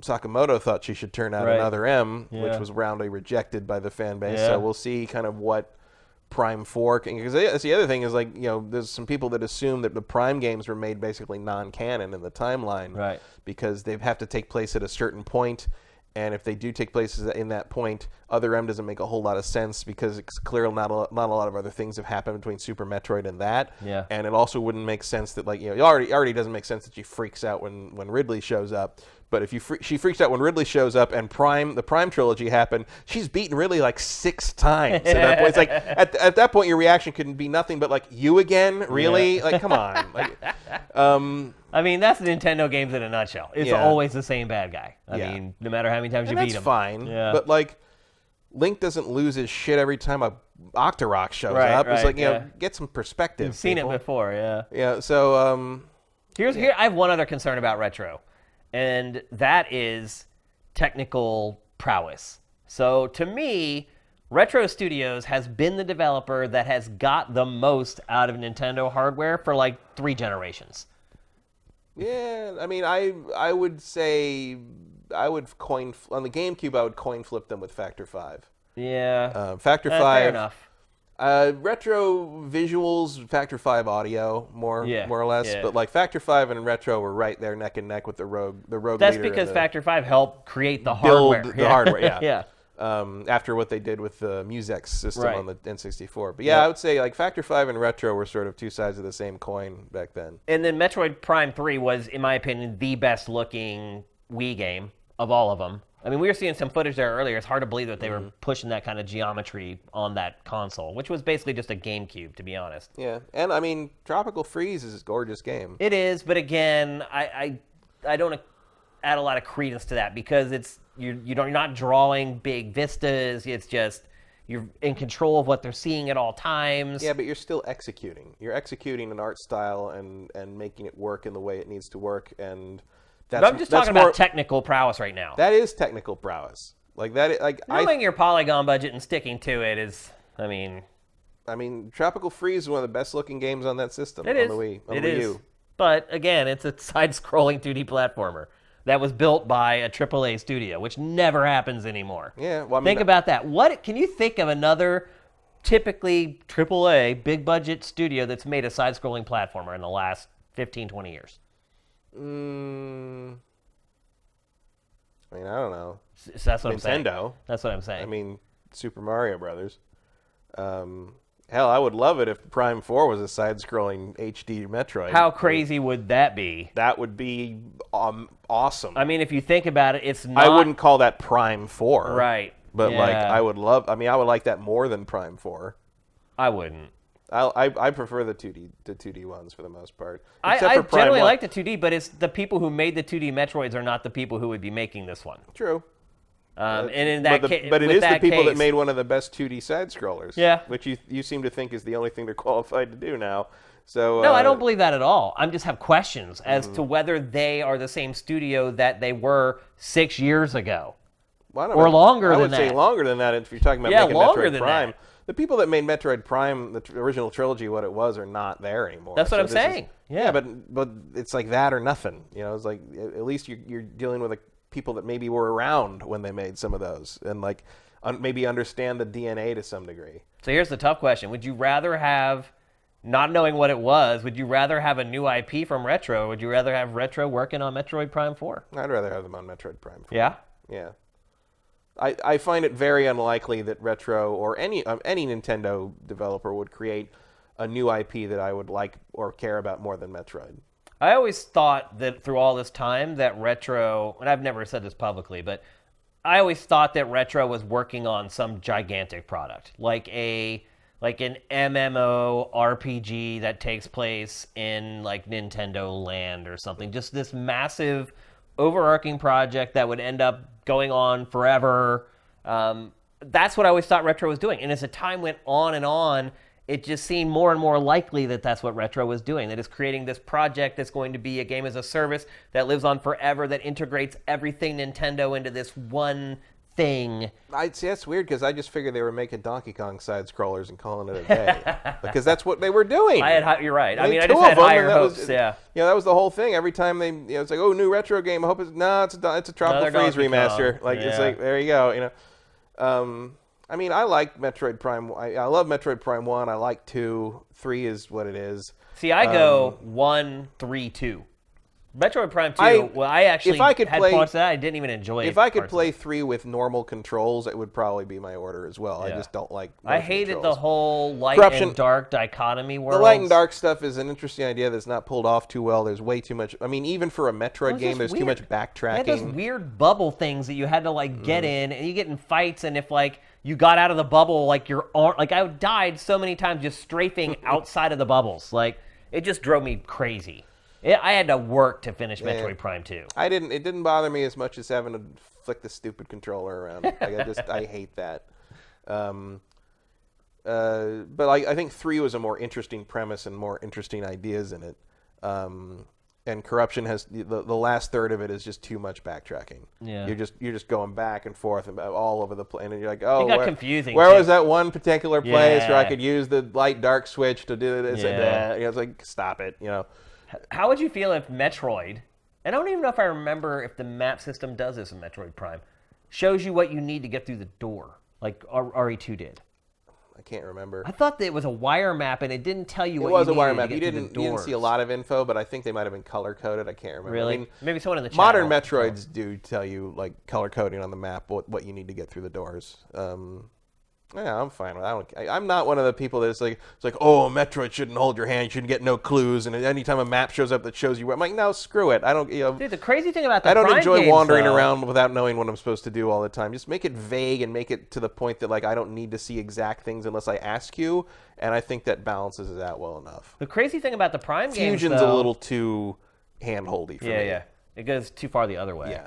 The crazy thing about Prime, though, is that it had this elaborate wireframe map, and I still would get lost trying to find stuff. Yeah, well, it was very hard to navigate. Yeah, and because all you need is that little tube for you to turn to the ball and take that tube into this new area. And if you can't see it on the map, it would get really confusing when you start flipping it around. Like, even though you had that map, it wasn't easy to navigate the game. Yeah, I think that was partly intentional. Yeah, probably. But it'd be interesting to see how they modernize it. It has been a long time. Yep. So are you more excited or less excited for Metroid Prime 4 now that we know this news? I mean, I'm not excited. It's not a thing yet. I mean, I'm glad that Retro got it back, but I don't know what that means because we don't really know what Retro is in terms of making a Metroid Prime game anymore because the people that made those games, what they were, aren't there anymore. Yeah. I don't know. There's nothing to really judge it by. I think the Tropical Freeze was a really good game for what it was. So clearly the talent's still there to know how to make a good game of some kind. I don't think it's that crazy to think that the people who work there in conjunction with the people from the home office at Nintendo Japan can look at those Metroid Prime games and think this is, we need to capture that same lightning in a bottle. We know what the tone needs to be. We know kind of that isolation element is what makes them what they are. Like, I'm sure they'll get the question kind of becomes like, can they do it in a reasonable amount of time? Yeah. And that's not a comment on Retro. It's a comment on anyone making a game that has that kind of expectation behind it, especially after what you just had to do. Right. Your expectations were high enough as it was that that Metroid Prime 4 was coming out in any form. But now that you've said, it was bad, we killed it, we're starting over with the people that invented Metroid Prime, you just raised the bar. Yeah. I think it's a net positive. I'm happy it's happening, but like, oh boy, we got to sit. I'm going to be almost 50 by the time this game comes out. I mean, it's, just the fact that it's under one roof now, to me, that's is a positive. Is an improvement. Yeah, it's an improvement. And look, you're right. It is very common. A lot of times you'll farm out asset creation to Singapore or some Asian country or Eastern Europe. Yeah, but you just have those people creating desks and chairs and plants. But I'm also under the impression that Nintendo doesn't do that much. Yeah, they seem to be pretty compartmentalized. Yeah. I mean, Nintendo spoke a few years ago about unifying its development pipeline. Mm-hmm. And when it said that, it spoke mostly about being able to get 3DS developers to start developing for consoles. Mm-hmm. But I'm wondering if it was also part and parcel of having this sort of satellite development structure where you have folks all over the place. I mean, like Ubisoft does this with everything. It does. Every project, yeah. It can work. Yeah, and it does. Sure. You don't. If you do it right, it's hard to see the seams. Yeah. But if you're not, maybe Metroid Prime 4 is not the test bed for that. That's a... Also, do you think so? Now that Metroid Prime 4 is clearly out of the running for 2019 and 2020 at minimum, yeah. Do we get Pikmin 4 now? That's what they've been waiting for. That's what they've been holding Pikmin 4 for. Is so just that fill when that something slot. like this happens, they can Get just a drop slide out, it boom, right in. you're in. I would be stoked about that. How awesome would it be if we got the new Pikmin game this year? It'd be great. Yeah. The other thing that makes me sad is like because somebody was reporting on it, basically said that some of the same sources talking to them about this said that Metroid Prime Trilogy for Switch is basically done. Yeah, I did see that. Yeah, it's been in the can or something. Yeah, because they you want to release that with synergy with the upcoming. Yeah. But that means we're not going to see that for.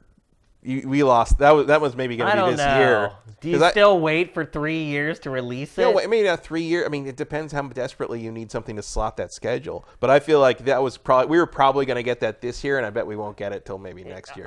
Yeah, I think next year might even be earlier than you really get. Right. I think what's going to happen is they'll get to the end of the Switch's life cycle. They're getting ready to switch over to whatever's next, and they're going to need to fill holes. Because one thing we all know about Nintendo is the last year of its console's life is abysmal, awful. And they're going to need something to generate revenue while they're waiting to ramp up for Switch 2. Yeah, because you have that thing where they have a finite number of dev teams, and at a certain point you have to pull them off current stuff and get them working on stuff for the next system. Yep.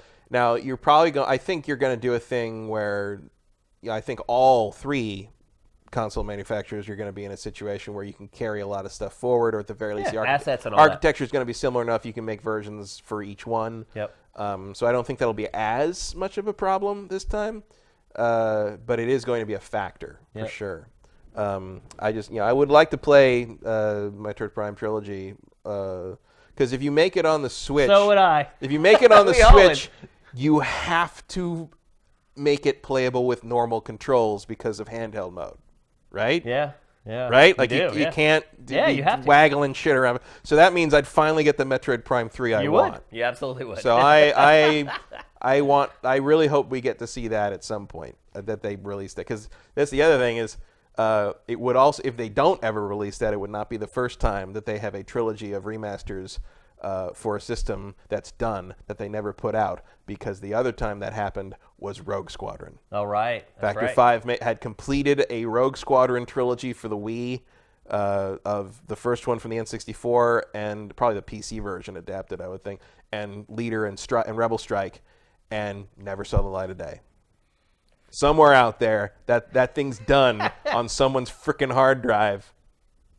Leak it. Somewhere, yeah. Leak that shit. What is it if that leak that shit and show EA what a Star Wars game looks like? How about that? How about we do that? If that does release the Metroid Prime trilogy, what does that do to the value of the original Metroid Prime trilogy? Anything?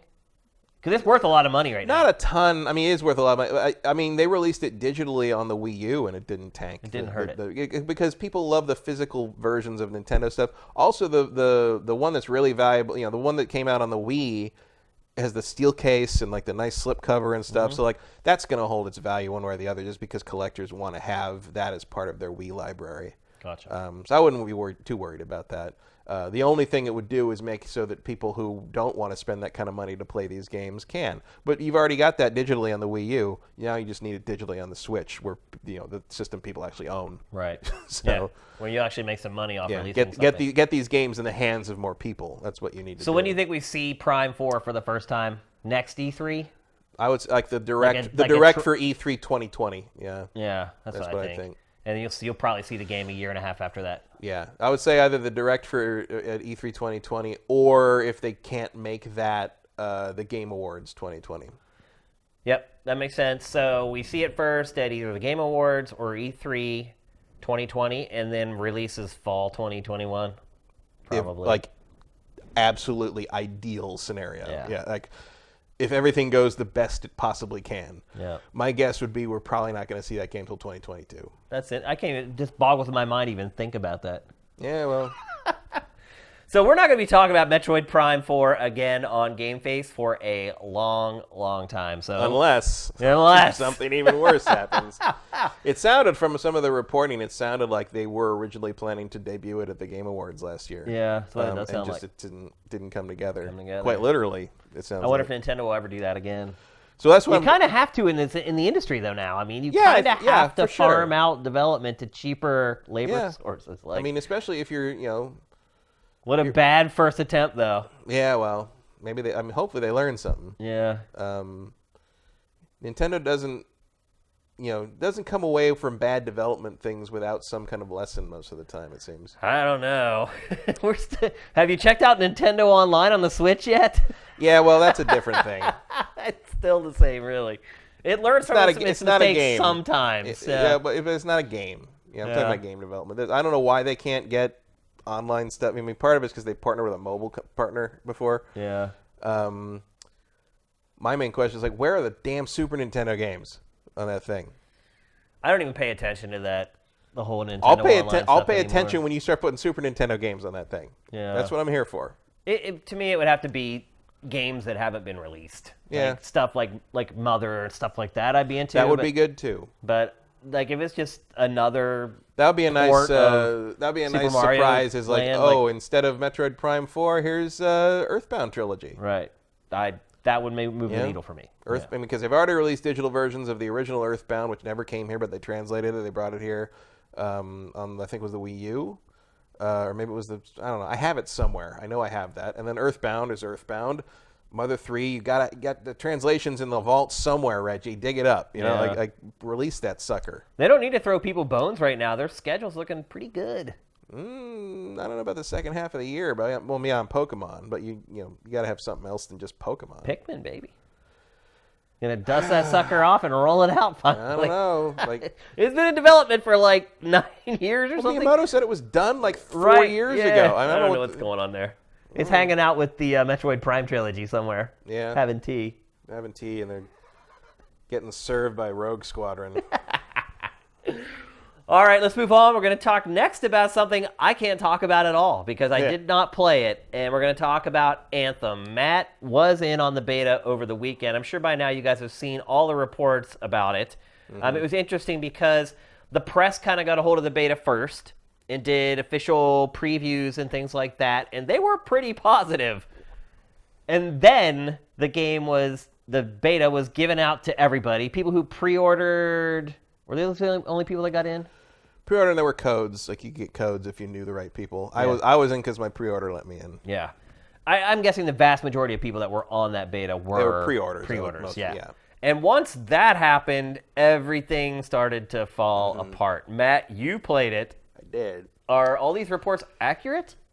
Yes. They are. Well, here's the thing. Like, there was a lot of the complaints were centered around like loading, infinite loading bug and getting the servers to work and I never had a single connection problem, server problem, anything. The only time I got the infinite loading bug was when I was quitting the game. So at no point did any of those things impact or interfere with my ability to play the game. The game loaded up and loaded in and everything fine every single time I did anything with it. The issue I have with it is that it's not very good. Oh, geez. That's not what I wanted to hear. I don't hate it or anything, but like my main issue is I was playing it on the Xbox One X, and the performance is unacceptable to me. Granted, this is an old build. It's like 6 weeks old, I think. Not that old. The demo's like 6 weeks, 8 weeks old or something like that. But on the Xbox One X, this thing runs in the mid-20s frame rate-wise most of the time, and it is like pushing through mud to me. Like I turned off the motion blur and the depth of field stuff to see if that was. No, it just feels sluggish and it does not feel good to play in the way. And I know they don't want you to compare it to this, but everyone's going to compare it to Destiny, and it doesn't have it. Destiny runs at 60 frames. This thing can't even hold 30. It doesn't have the snappiness that the weapons and the gunplay have in Destiny. And Destiny had that even like when you played the alpha. That was already there. Oh, yeah. I mean, that's what should be there from the beginning. Yeah. That's the foundation of your game, in my opinion. In fact, and I think after our conversation about the sequel last week, you'll understand the gravity of this statement. When I played Anthem, I felt more like I was playing The Division. Interesting. Bullet sponge enemies with small weak points that you can hit, but it's The frame rate is choppy enough that it was hard to kind of keep your eye on things. I played it's not balanced for solo players because sometimes the connection issues probably did impact me in the sense that I didn't get people joining my squad much. Do you think also that maybe the server issues is why you were getting bad frame rates? No. Because this footage looks pretty snappy. No, not at all. Did it look like this when you played it? Yeah, well, you can see it here. Like like you kind of every time it pans hard, there's like this weird I can see it. shift, Yeah, I can and see it it. just doesn't feel good. I don't know any other way to say it. And the frame rate varies. I mean, sometimes you're close up to things, you're in certain areas, and the frame rate's fine. It's a solid 30. You see what it's supposed to feel like, and it's fine. But then, like I fought a boss that was clearly not balanced for one player because I didn't have anybody else in my team. That's an important part of these games. And it took me almost an hour to kill it. So it was just chipping away, and they were, every time you'd kill the ads, they'd respawn, and then when you got the life bar halfway down, they doubled spawning. So I was fighting off like, I would say I was fighting off like probably 12 to 13 guys at once the whole time. And like 2 of them were like the big guys with the shields, and you have to use every single thing. So I mean, you can survive in it. I could use my abilities and my basic weapons to kind of get through it, but it was tedious. And part of the problem was you fight on this sort of like plateau area. I was on this plateau area, and the frame rate was different depending on what part of the plateau I was on. Oh, wow. So like if I was trying to dodge like missile fire, gunfire, or whatever, sometimes I'd end up in the section that ran poorly, and I'm like, I got to get out of here because it's hard to aim at stuff when the frame rate's in the low 20s. And I just couldn't believe it. And it's worse in the hub. The actual, it's not like egregious out in the world like this. In the hub, it's like the first time when I loaded into the hub and the first time I turned my character, I was like, oh no. Like it was wow. it was like they did say that was like a late edition. Yeah, based on fan feedback. The late edition was the being able to be in like the little section with other players. The social hub. What I'm talking about is like the marketplace that you saw in that original trailer. Like that section runs really sluggishly. And what is that? So how about we rewind a second? How does the game work? Like where do you start? Where do you get missions? What are the missions like? I'm not sure exactly where you start because one of the demo starts you kind of in the middle of the game. You start at level 10. Okay. And clearly your character knows everybody in town already. Like clearly you're pretty deep into the story at this point. So, but basically think of it like Destiny. Like Destiny, you go back to the tower or whatever. It's that. Okay. Except there's no other players. That's all it is. Okay. Like you're going around, things get marked. Marked people you need to talk to. You go talk to guys, and you get little stories with them. You talk to a guy and get your main mission or whatever. Like your main mission is with a guy named Matthias, who. Are there like cinematics to like intro missions and stuff? Yeah, I mean not like it's all from the first person perspective of your character. But yeah, like they're walking. It's like a BioWare game. Okay. It's like they're walking around and talking about things. You got to go get this. The dialogue is actually pretty well written.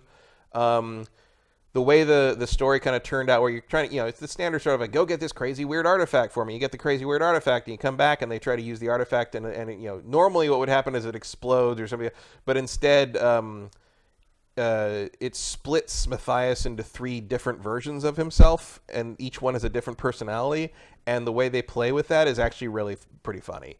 Because it's kind of like the whole like, oh, this is the nice one and this is the gruff one and this is the creepy one and this, so it was, you could tell like the character work was on point in the way that you expect BioWare to be, but other than that, it's very Destiny-ish. Like you're just sort of wandering around this marketplace to the point that it was funny. I saw that that PlayStation commercial that runs with the guy with the beard. It looks kind of like Andy Serkis in Black Panther.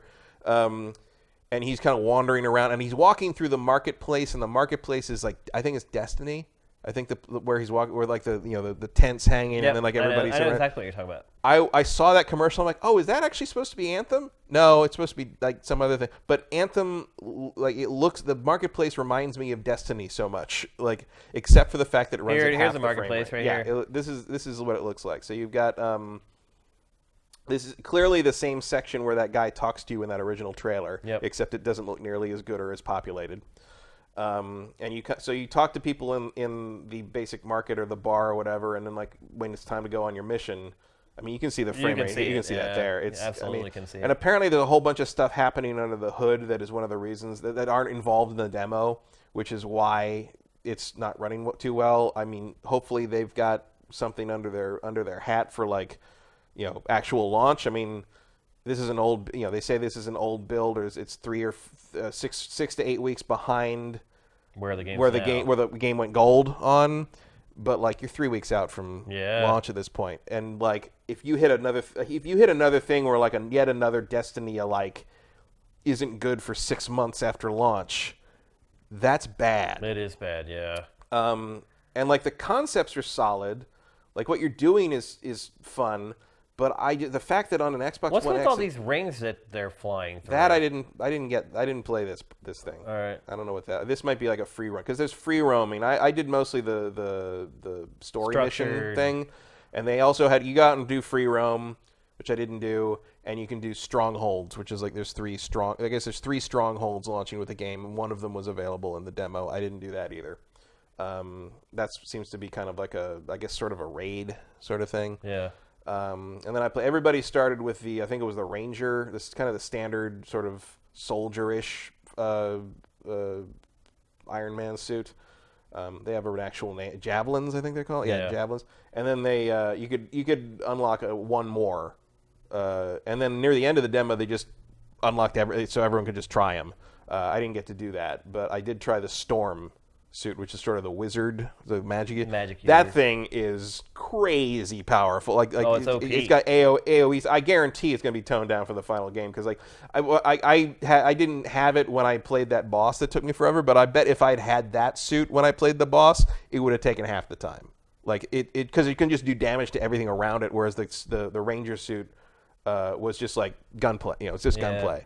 And the occasional grenade, which is typically what the character I play as. Yeah, I mean you'll probably be starting with that, and you will like it more or less. But the thing is, like, while I don't dislike the game, I think the performance is bad enough for me. I'm not a huge frame rate stickler, but I keep comparing it to Destiny, and Destiny's so silky smooth. Whatever else you think about it, it's silky smooth and snappy on a moment-to-moment basis, and this game just isn't that. At least the demo wasn't this past weekend. So they need to get this thing running a solid 30 minimum, at the very least. I'm sure on PC it's going to be a different situation, but like consoles is where you make your money, and I don't know what this thing must look like on a vanilla Xbox One or PS4. Do you think there's a chance that maybe the frame rates were because of the server issues? I don't see how that could be possible. It could create. If I have lag and I'm playing a game online, it looks like it has bad frame rates. It wasn't lag. I know what lag looks like. It was the frame rate was consistently low in particular places. Like it wasn't like unless the game was coincidentally lagging exactly the same way every time I went to that one part of the plateau fighting that boss. Yeah. It was clear. It was clear like when this particle effect or whatever's in the frame, it slows down. You lose frame rate. Yeah. And it's not unplayable, but it doesn't feel good.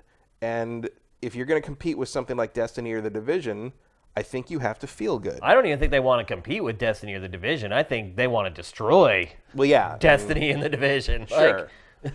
But my thing is, like, it's not enough to put me off the game, in part because I pre-ordered it digitally and I'm stuck. You got no choice. But, like, is this going to set the world on fire? No. Am I concerned that I picked this first in the game draft and not Resident Evil 2? Yes.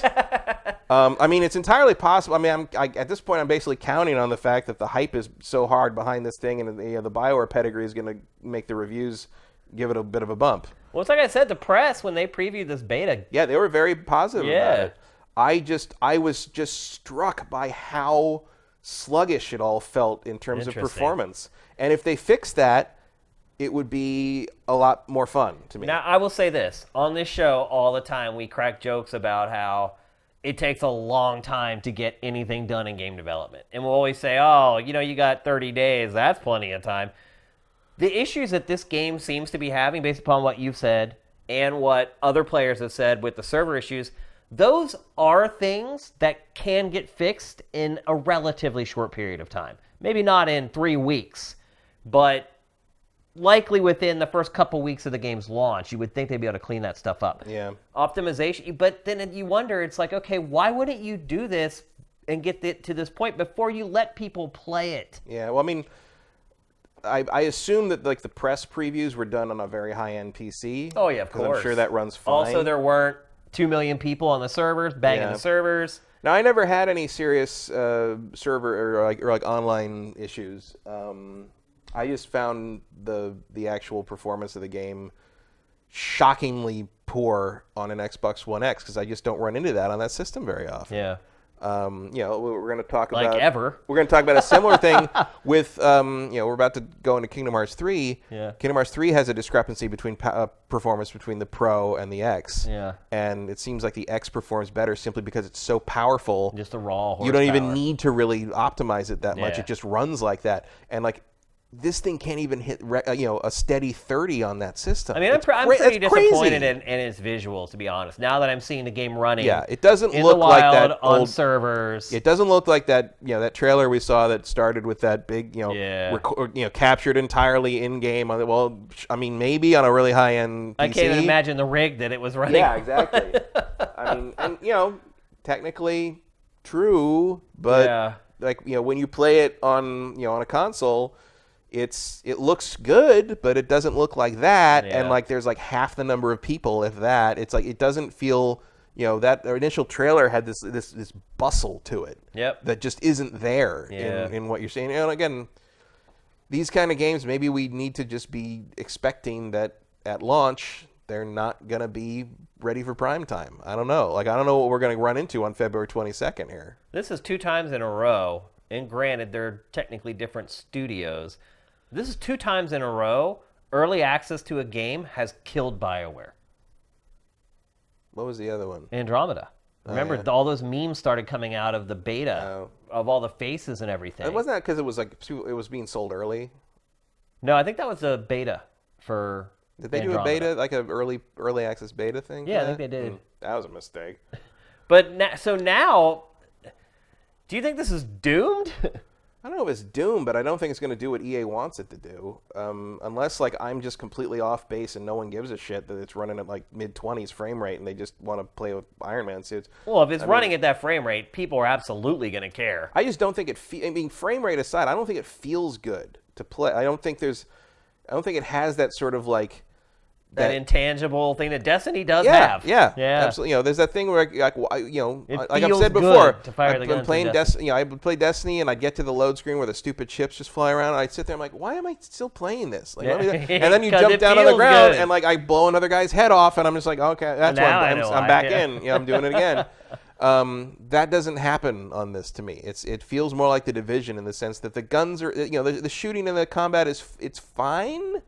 But it's not great.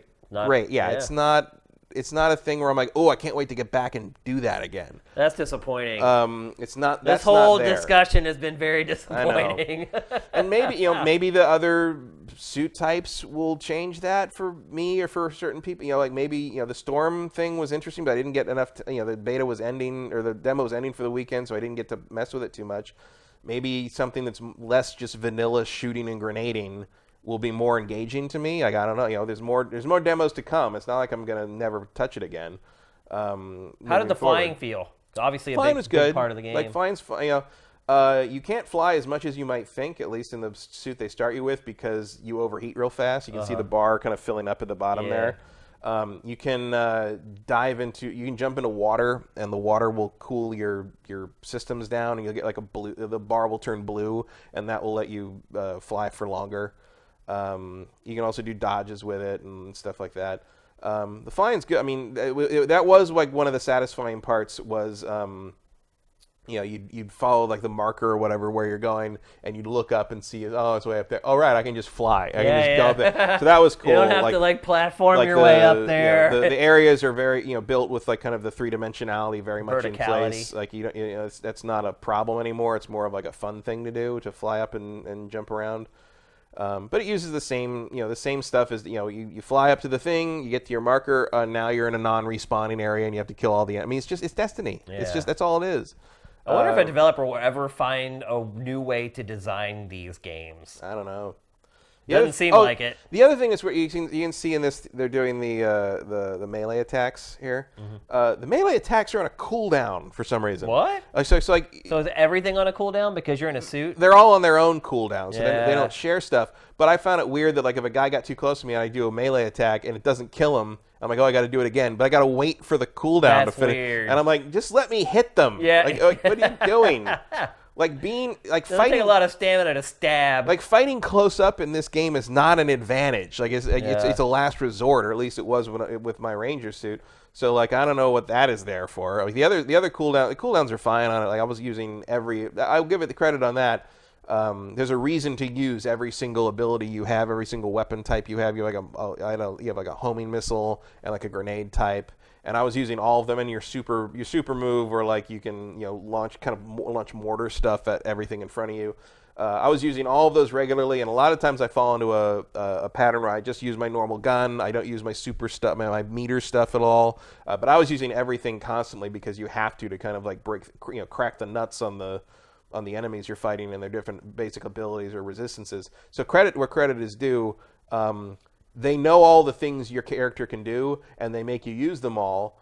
But I do think that periodically the gunplay is a little more reminiscent of Mass Effect Andromeda than anybody should want. Yeah. The other thing that I keep thinking when I was playing this, whether it's a fair assessment or not, EA, maybe Frostbite is not the panacea you think it is, because I think we've figured that out already. Yeah, it's just because there are EA hasn't. I mean I compare it to the Division because of the type of game it is, but it really does feel like Andromeda when you're shooting the assault rifle. And the and the shooting in Andromeda was probably the best part of the game. It was, yeah.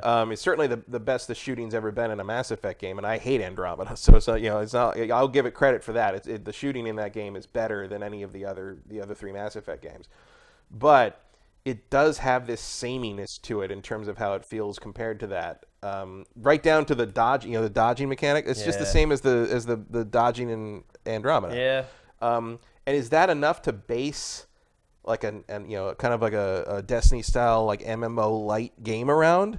I don't think so. Probably not. But they could get it somewhere. The customization of the suits is cool. Like there's a lot of different things you can do. You can see here. You can customize all the different parts and get decals for all of them and change the paint and change the texture type and change like the sheen. You can decide if like your metal is old and rusty or like shiny and new and like.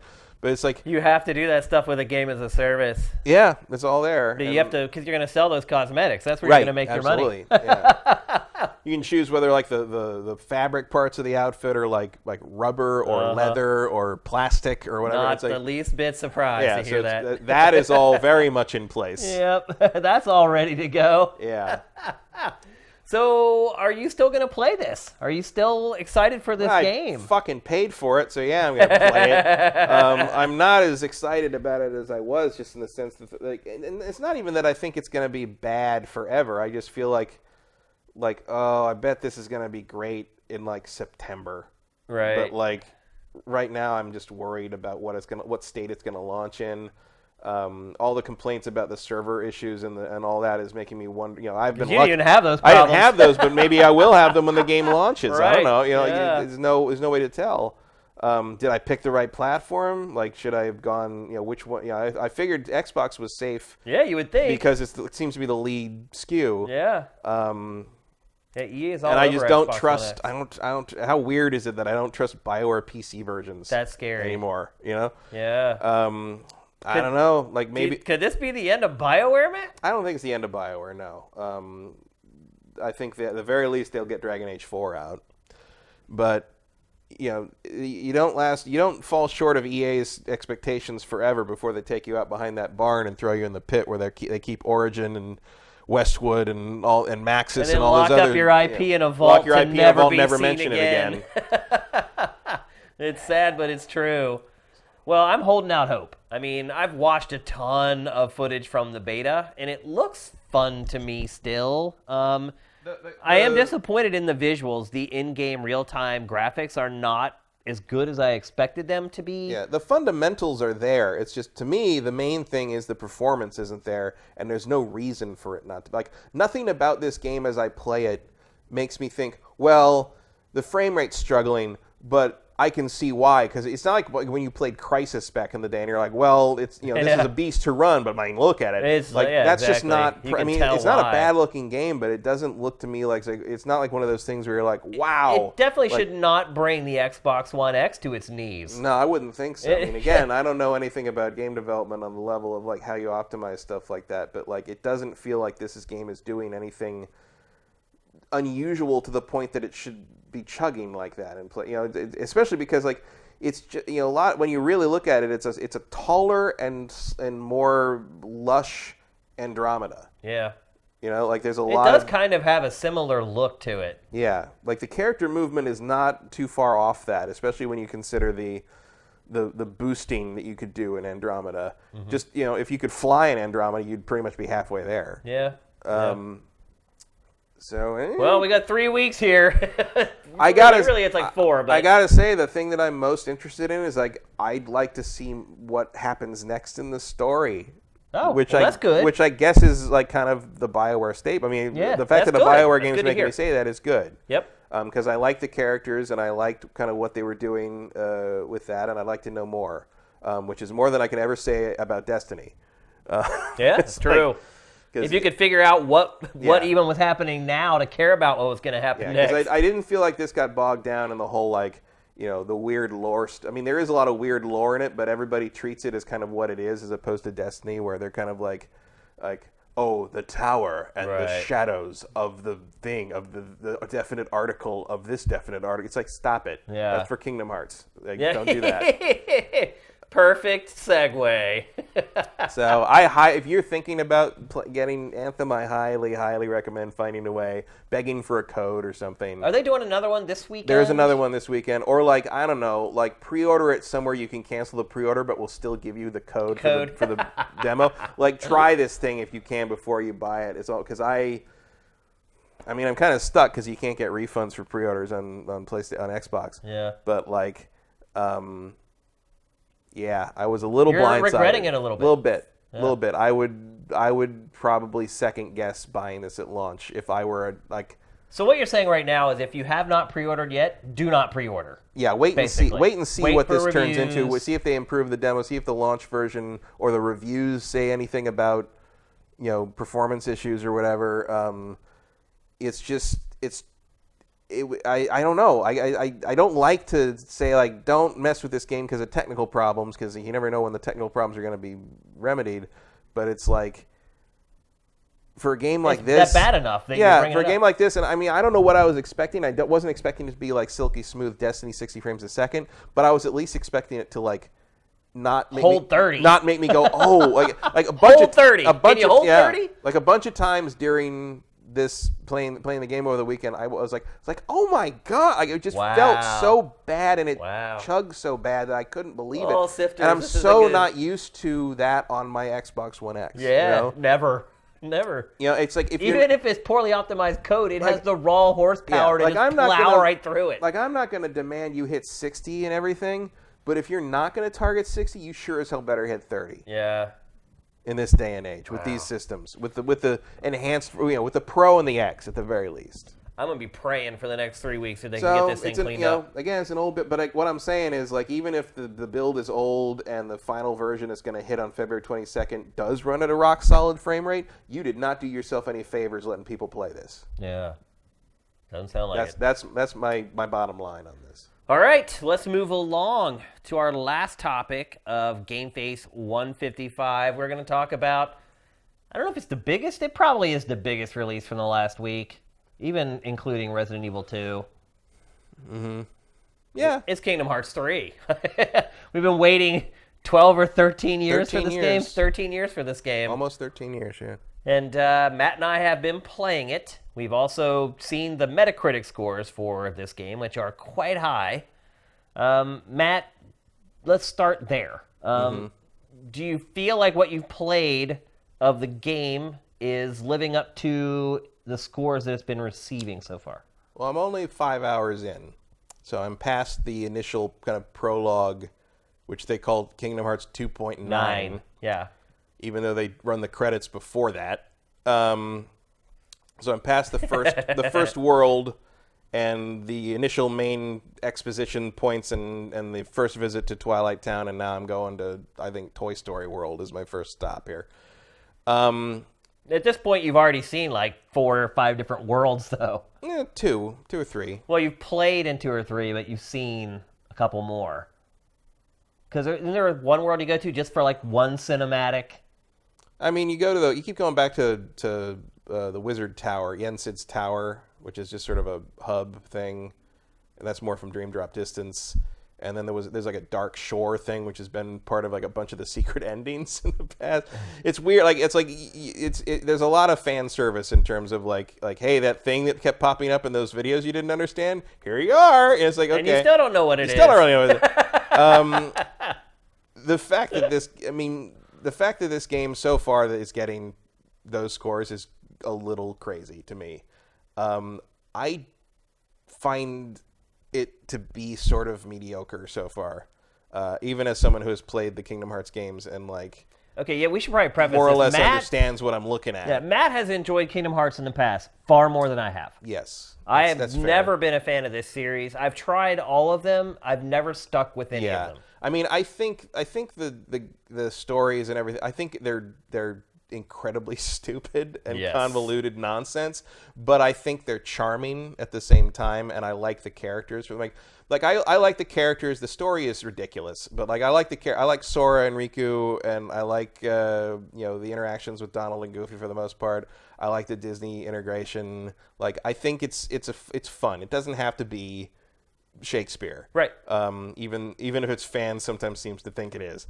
It doesn't have to be like that. I've had plenty of good times playing several of these games.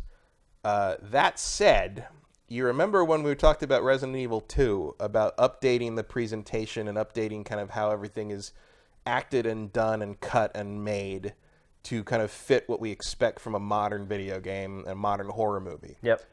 Kingdom Hearts 3 has chosen the exact opposite tactic of this. I am astounded by how primitive the production values are in this game in terms of the cutscenes, the dialogue, and the cinematic presentation in a game that is based around Disney stuff. Like, the early stuff where they're talking nonsense is one thing, but like when they get the first main area you play in is Olympus with Hercules and all that kind of stuff, and the conversations with Hercules feel like they were made on a PlayStation 2.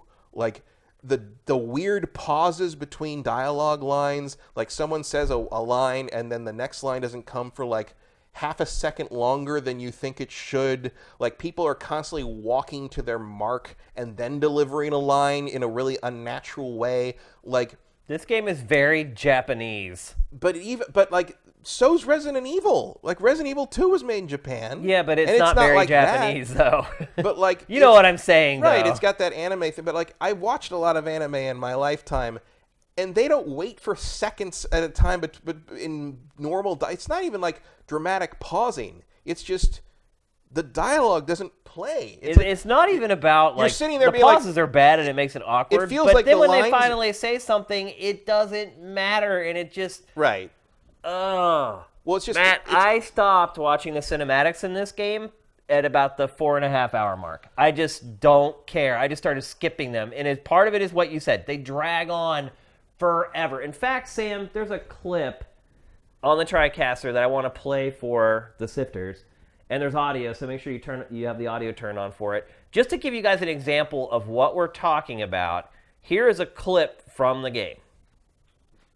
It's like it says Kingdom Hearts terrible.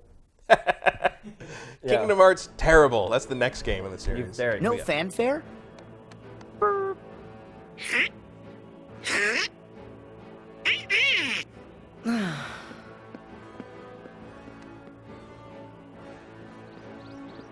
Nope. Looks like we missed the Colosseum. Sora, you opened the gate. I was a little off again. Sorry. We'll find him. But we need to go. Up the mountain. Yeah. Up is the usual direction. Well, never hurts to have your head in the clouds. Exactly. Exactly what? like I don't even know what he's referring to. I don't either. A lot of it feels like it needed another kind of localization pass. The dialogue, the writing of the dialogue itself. A pass. It needed completely rewritten. Well, that's what a pass is sometimes. Well, it's just it's not quite. It doesn't feel like the localization finished baking. There's a lot of like you see in that cutscene. There's a lot of like the weird sort of like anime arm movements, hand movement, and that's not even. There's like scenes in Yen Sid's chamber where like Sora's arguing with Donald, or like Sora's getting ignored by Riku and everybody, where like they're doing sort of like the wacky comedy anime stuff where like someone's falling down, or fall, kind of like their whole body droops because they're unhappy or whatever, and that works in like a hand-drawn 2D squash and stretch animation situation where like you can frame it right and do that, but they're trying to do it with like these 3D character models that just mostly with a glazed expression that like don't sell it at all, and so weird. And the whole game is weird because there's parts of it that I like. Oddly enough, I kind of like the combat. I've actually enjoyed myself when I'm playing the game. Mm-hmm. And look, I've only played a quarter, not even of the game at this point, and I wonder if it will wear thin over time. And it's simple. You basically just mash a button, and then you build meters, and you hit triangle to send off crazy like cinematic stuff happens. Yeah. And but so far it's been fun because so many crazy attacks have just popped up in this game. It's like, and most of them are based on Disney attractions. Mm-hmm. One thing I will say is, as someone who hasn't played a ton of Kingdom Hearts, is this whole game just feels like a really expensive advertisement for Disney.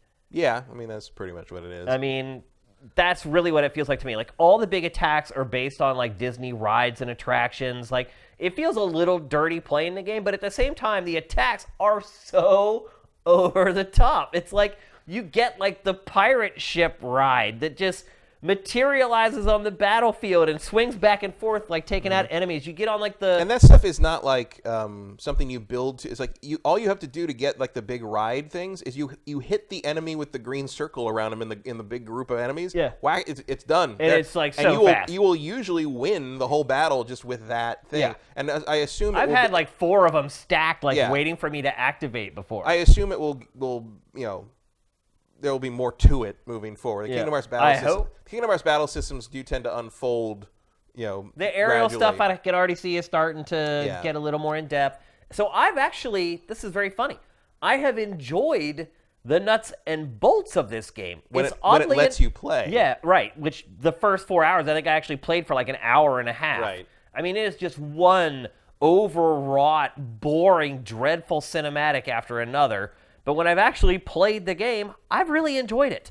So I'm hoping as time goes on, the cinematics go away and they let you actually experience playing the game a little bit more. If that's the case, I think I may be able to hang. Yeah. It's so weird to me that, like, can you not hire a sound editor that knows how dialogue works? Oh, it's so bad, like, it's man. so weird. It's like offensively bad. Yeah, like that's the thing I don't get is like we're in a world where we have God of War and Spider-Man and Red Dead Redemption 2 within the last year's memory, and that were made in like 3 or 4 years. And how is this acceptable? How is this kind of presentation acceptable? It's like because it doesn't have. I mean, Persona 5 doesn't feel like this. Yeah. Like what? Like it's not like it's a Japanese RPG or like JRPG sort of like that's just how they do it. Because like Persona 5 doesn't feel like that. Dragon Quest 11 doesn't feel like that. It's made by the same company.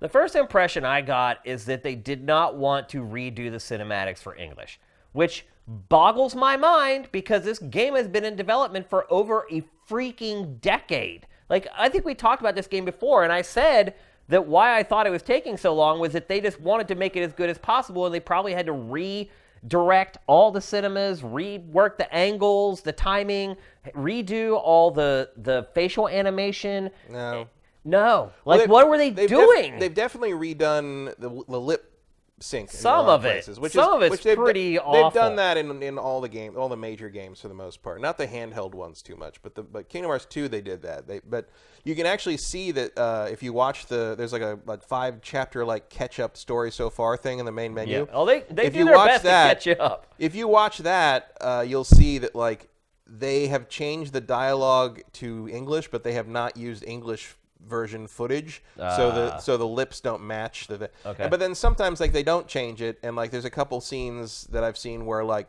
Haley Joel Osment's delivering a line with incredibly strange pauses in it because he has to do it that way to make it fit Sora's mouth. Yeah. So it changes. It's like almost half and half from what I'm just sure that this game is not what I thought it was going to be at all. I thought the combat was going to be terrible, and I was going to have to suffer through the gameplay, but I thought the cinematics and the story was going to be amazing. And I will say this, the game... You really haven't played Kingdom Hearts I haven't.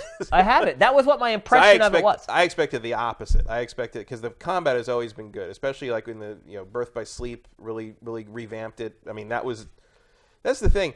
People talk, people are like, oh, it's been 13. It's like, well, there have been other games since Kingdom Hearts 2. It's like, yeah, but the last major game that came out in the series was Dream Drop Distance, which was 2012, which was 7 years ago. Yeah. Like Xenohort, who's like the main ultimate bad guy in the series, was introduced in Birth by Sleep and expanded upon in Dream Drop Distance. And since Dream Drop Distance, it took so long to make this game that both the Japanese and English voice actors for Xenohort died. I hate to laugh at somebody passing, but which I think is why Xenohort, the character who I think is meant to be Xenohort, is young now because they had to recast him.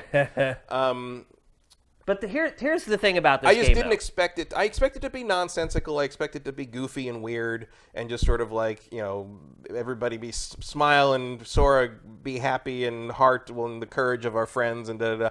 But to me, it's the production of it, the technical production of the dialogue and the cutscenes is atrocious in terms of making it flow properly. Like it's just very awkward. Like you can get away with a lot of nonsense if you make the cutscenes flow with some conviction, but half the time it seems like the people delivering the dialogue don't even know what they're reading. Yeah, it sounds like they're reading it for the first time. Yeah, there's a lot of moments where it sounds like they've never read this text before. Yeah, they're just like, hey, we got a couple extra pages today. Can you read these? Which isn't even in character for this series. I know. The voice acting has always been pretty solid in this, and I don't even think I just replayed some of these in the HD collections that came on PS4, and this is worse, in terms of the sound editing. It's weird. Here's the thing, though. This game is all about spectacle. That's really what it's about. And I think it does a really good job of delivering on that. Whether you're a Disney fan or a Square Enix fan, or you just elaborate, over-the-top combat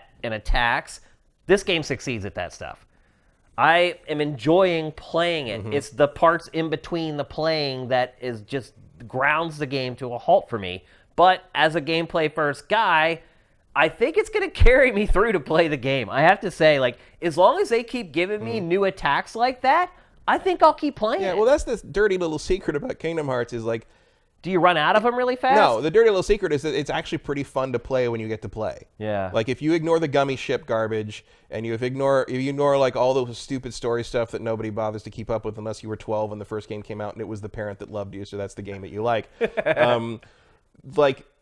You just ignore that stuff and sort of go with it and kind of have fun with it and see the Disney stuff and just enjoy the fact that whacking things with the Keyblade feels really good. Well, I would say that actually whacking stuff with a Keyblade doesn't feel that good. There's no sense of impact with it. Well, there is. Give it time. That's what I'm saying is once you build it up. As you build it up, as you get the combo extension abilities, and by the end of the game, you are this whirling dervish of just monstrous combos and crazy. I already air feel combos, like that, honestly. But it's going to get more and more and more and more. By the end of the game, you feel like a complete badass. That's one of the reasons.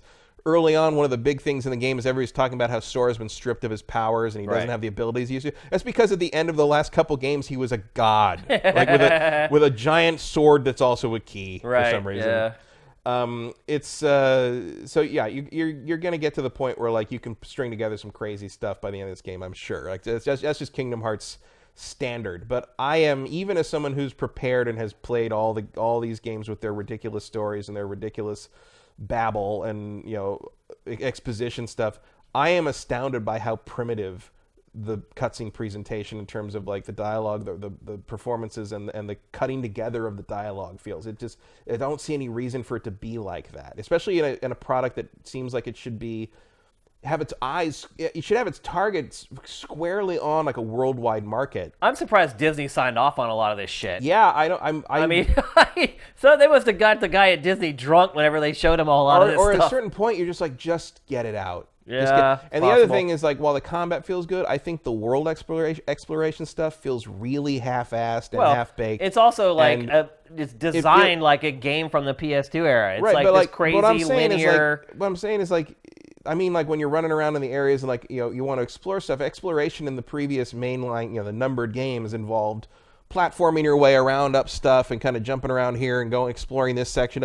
But now it's like everything you can just run straight up. Yeah, like and any wall that has a shimmer on it, you can just run up the wall. And that's almost every wall you run into in some areas. And a lot of the walls will have a fence at the top, so you can't get on the top of the building. It's like, why did you let me run up the wall then? Because to me, it feels very much like they just sort of punted on the platform, because the jumping is so weird and floaty in this game. I would not want to play a platformer with these It feels controls. to me like they just like kind of gave up on that kind of platforming style explorations and just let them run up the wall, because otherwise, like, why is that there? Why does it feel so weird? And on top of that, it means like when you're running around like Twilight Town, like 3/4 of the buildings are covered in this weird glowing white light that's rushing up the buildings, and you're like, this looks stupid. It like looks this weird, yeah. Like there's I no have a feeling that was the result of like a brainstorming meeting, and someone is like we'll how do we let pitch them run this? up the walls. Like, how do we patch this? And then somebody else goes, that's genius. Right. It saves us It feels all this time and money. to me. It feels like a Band-Aid. Yeah. It feels like they just had to they couldn't get it to quite gel properly, so they just like let them run up the walls. And that's one of the reasons when you run up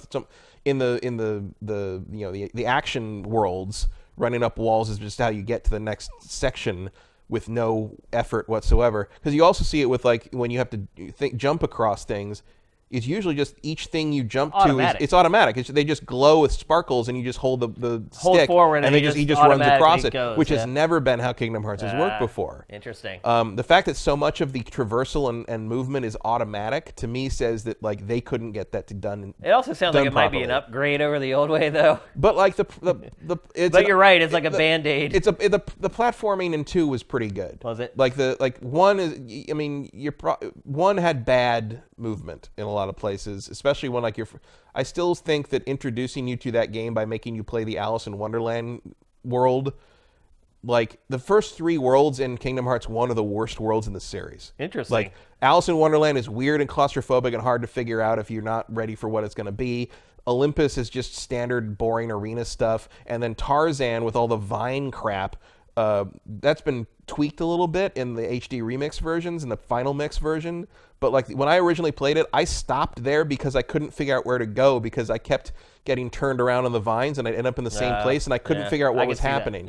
And then after that, you get to the better, like Agrabah and like some of these other worlds are better. But like Kingdom Hearts 1 has one of the worst like initial like 5 hours of and that's not even including the hour or 2 you have to spend running around Destiny Islands picking up coconuts and shit. Like to Kingdom Hearts 3's credit, you don't have that weird slow, you know, like in Kingdom Hearts 2 you had like 4 hours of playing as Roxas, running around eating sea salt ice cream with children you've never met before and all this stuff. I mean, you know, getting in like tournament contests with juvenile versions of Final Fantasy characters, it's completely nonsense. And in this game, it's just boom, we're going to Olympus, we're meeting Hercules, we're fighting Titans, we're blowing shit up, like the fucking mountains coming down, there's lava, like it's like they are upping the scope in a way that Kingdom. The scope and the scale of this game is its best asset. Yeah, because one of the things that I've always found to be a problem with Kingdom Hearts is especially the Disney worlds, feel very kind of folded in, and like, you know, when you really like step back, like most of them are like 5 rooms, you know, and nothing really happened. And in this one, they're definitely stepping up the idea that like, you know, if you're going to put me in Hercules, you better have the scope of Hercules. If you're going to put me in the Toy Story room, that room better look as big as it would look to a toy. You know, like, and they get that. They do that. I think I think the presentation in this game, other than the cutscenes, is pretty good. I mean, texture quality is really high. Oh, and here's a frame rate for me on my PS4 Pro is rock solid. Well, that's another thing. Here's so that one cutscene there. There's the automatic jumping there. The one cutscene there with the 2 guys playing chess. Yeah. The dialogue in that scene is not cut weird.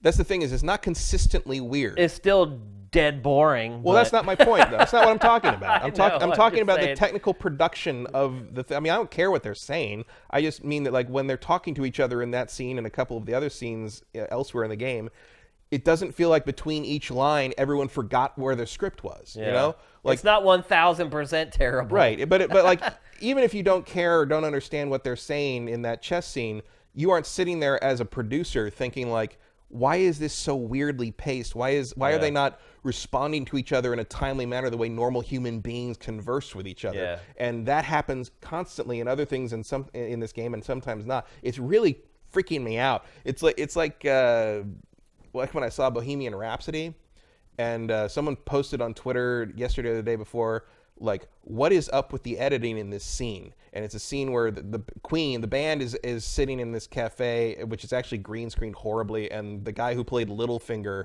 in Game of Thrones comes up and like talks to them about business stuff. And the cuts are like every second and a half, they're cutting to a different thing, and it's like you're watching it and you're like, what in the world is happening? Like, why are you doing this? Why did you cut to a shot of a chair just now? Yeah. And like, I feel like that when I'm playing this game, the cut scenes and the dialogue scenes are constantly making me go, taking me out of it. Not even that like I'm saying like, oh, you're ruining my immersion in the world of Hearts and Darkness kind of thing. I'm saying like, I'm constantly thinking, why did you do that? Yeah. Why did you have this 2-second pause between someone saying like, we have to go get whatever, and there's like a pause, no one says anything for 2 seconds, and it's like, yeah.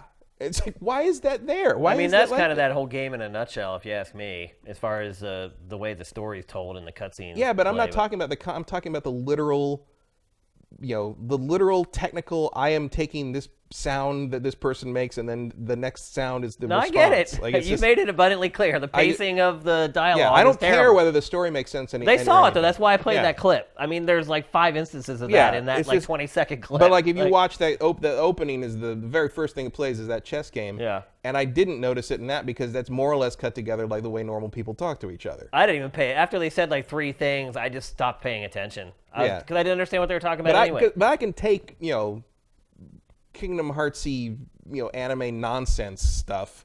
Just I just sort of bleep over it and I'll figure it out later, right? Yeah. But if I don't figure it out later, who cares? Like I didn't know until now exactly who.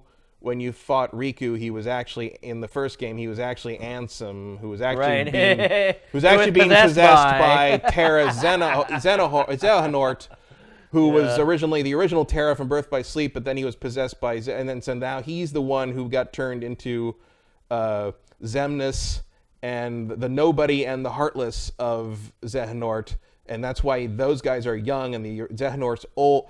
I don't know what, see, like, and already you're in crazy territory. But if you just put that in there as like normally cut dialogue that is like plays like an actual scene you would see in a normal human being movie, I will not notice it. But when you combine that with like these terrible, awkward pauses and strange like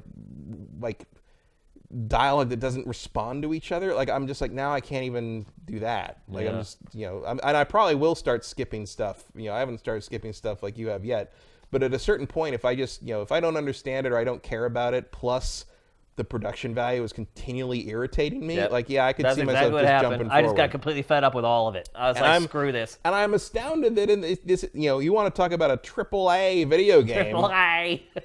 I mean, what the hell is going on at Square Enix? And I don't even understand it because it's like, What do they use all this Dragon time? Age 11 isn't like that. Yeah, I know. And Dragon Age 11 is more anime than any. I mean, it's Akira Toriyama. Yeah. And it's like, why is Dragon Warrior 11, I would get away with that because it is so rooted in kind of that Japanese aesthetic with Toriyama's art and everything, but they don't. They play it more or less like a modern frickin' movie. And I just don't get it. RPG elements are pretty light, relatively speaking.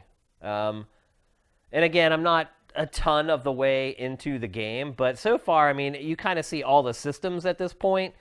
And it's not like hardcore JRPG stuff. Like, I think if you're not a big RPG player, I think you'll probably find that it's like a good happy medium between. Yeah, I mean, really, the way, if you want to get down to the nitty gritty of how the game plays, it's more akin to like Devil May Cry Light than anything. It's a character action game that happens to have hit points and ability equipments. Yeah.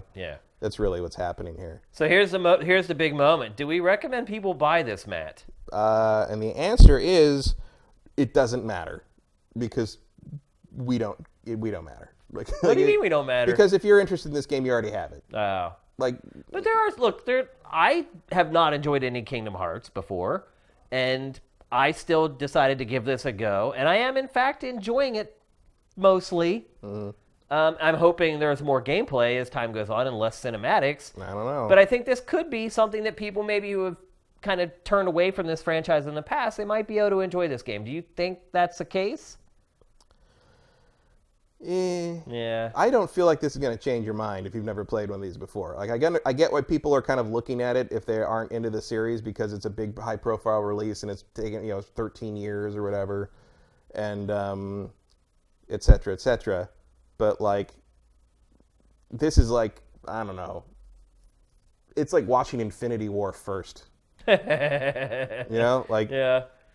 Not to insult Infinity War by comparing it to this technical disaster, Yeah. but like, if you aren't already invested, it's going to be pretty hard to get interested in what is happening, and really you're only here for the Disney porn. I think what I would say is it's a kid's game. Except it's for people who were 14 in 2002. It's got to be at least somewhat targeting people who were kids when Kingdom Hearts was out. I'm not saying who it's targeting. I'm just saying this is a kid's game. Kids will love this game. If you're a Disney freak, you're going to like it no matter what, because you like anything Disney does. But if you're not, like, if you're like me, and you're not particularly a fan of Disney or particularly a fan of Square Enix, it can be tough to make it through. Again, I hope the quotient of gameplay to story starts going more in my favor here as time goes on. I think it might. I think I'm going to stick with it. I don't know if I'll finish it or not. We'll see. But I'm not like... I think I said a couple weeks ago, I didn't even think I'd play this. So I am playing it, and I am enjoying myself moderately at times. And I haven't... And after playing, 5, 6, 7 hours, whatever it's been, I still want to play more. Yeah. I want that on the back of the box for the final mix version. I am playing it, and I am moderately enjoying myself, and I will play more. Shane Satterfield. Shane Satterfield. Sifted. But what shocked me is that it's been okay in areas I thought it was going to be terrible, and it's been terrible in areas I thought it was going to be okay. Right. Well, the funny thing is I think that's pretty much true of the whole series. Yeah. And so, like, maybe you should, like I said, about Kingdom Hearts 1, because I think you tried to play that when the HD remix came out, and you were like, nope. Yep. You should try Kingdom Hearts 2, because 2 is where they get the battle system down. The variety is what's keeping me going, because it's the whole thing of the unexpected. You really don't know what's going to happen 1 minute to the next. You could get some crazy attack that just changes, like, everything, like... That's a good way to maybe look at the cutscenes. Even the characters don't know what they're going to say next. They don't know what they're going to say next. So I would say, man, I don't know. Disney fans, definite buy. Square Enix fans, it's not really that Square Enix. Yeah, well, no, I think it is. I mean, this is as Nomura as it gets. I mean, because you got to remember, like, the Disney stuff is there, and the Final Fantasy crossover stuff is sort of vaguely present. But what Kingdom Hearts has really become since 2, especially with all the interim games, is these Nomura characters just sort of getting layered on top of it as sort of this, like, I mean, I think it's intended as, like, the main draw beyond the Disney stuff is, like, all these characters in all their robes and belts, like, having their interpersonal drama or whatever. Just nobody knows what the hell is happening. Not because it's necessarily super complicated, it's just been told in such a convoluted style.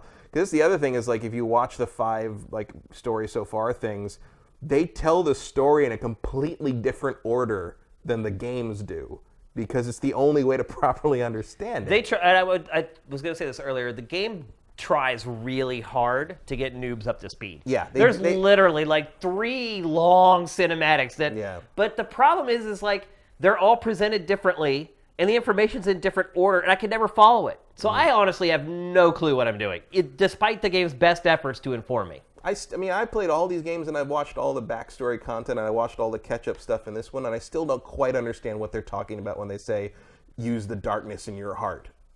Like, what does that mean? Like they've been saying it for like 3 games now, and usually in reference to Maybe Riku. at the end of this one they'll explain No, they won't. I don't think that's going to happen. I think it's just because like heart basically now means soul in this series, but they don't call it that because it's called Kingdom Hearts. You can't call it Kingdom Souls. Yeah. And like souls is an actual term for something that some people believe in. And I don't think anybody believes that their heart is a magical spinny thing in their chest that defines who they are. Right. And now Roxas has 2, or Sora has 2 of them because Roxas is in his heart, and Roxas is in a digital version from Recoded. I mean, Recoded becomes a thing that you need to know about in this, which I never thought would happen. It's crazy. And then the deep backstory is all explained in the mobile game, Kingdom Hearts. We're all Key, gonna play that.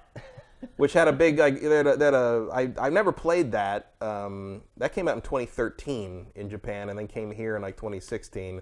I'd never played it because I don't care. But then I found out that like the backstory of it is like the deep backstory of all the lore and the Kingdom Hearts stuff and where all the Keyblade shit comes from. So I watched the back cover movie of it on the HD remix thing yesterday, and I fell asleep.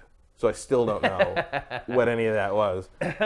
Well, I guess I would say I don't think I've played enough yet to be able to tell people whether to buy it or not. Yeah, it's still very early. And I admit that's a failure. I probably should have put away more time. I've just been crazy busy over the last few days. I didn't get it till 9 p.m. last night. I've actually had it for a few days. I just haven't had time to play because I've been working on a bunch of site stuff. So I should have played it more. I wish I could tell you guys right now whether I think you should buy it or not. I really can't do that yet. But I will say this. I think most people know whether they're going to buy it or not. Well, I think a certain segment of people are going to buy it no matter what. But I think there are other people like me who are kind of wondering, like, maybe this is the one. I don't know if that's the case. I don't see why it would be. Yeah, Other than that's like, a good way to put it. like really, like it's not Yeah. it's not any different. Yeah. If 2 didn't do it for you, I don't know why this one would do it for you. That's Yeah. basically what I'm saying. It's like you're either in or you're not by now. I will say this. And I get the curiosity about it because it's like this thing that's it's like Shenmue 3. I think you have a similar conversation around Shenmue 3 if that manages to come out in August. Where it's like, oh, there's a lot of people curious because it was a Kickstarter and it's been forever, and these games have this crazy reputation. But if you actually sit down and try to play that thing without having any kind of introduction or any kind of like grounding in this previous series, you're gonna sort of wonder what all the fuss is about. And at least with this one, you get to see Toy Story. I will say this. I have seen and played enough already to know that if I were to review this game on the 7 to 10 scale that all the sites use, it would definitely not be a 9 or higher. Definitely not. If this was not Kingdom Hearts, I think it would be scoring 6s and 7s. I don't know that yet because I haven't played enough of it. But I do know that I've seen enough bad in the time that I've played it that there's no way this game would get anywhere near a 9 or above. Well, already just the nonsense in terms like it's a real testament to the idea that like if you're already invested in these things, you'll accept a lot of bullshit.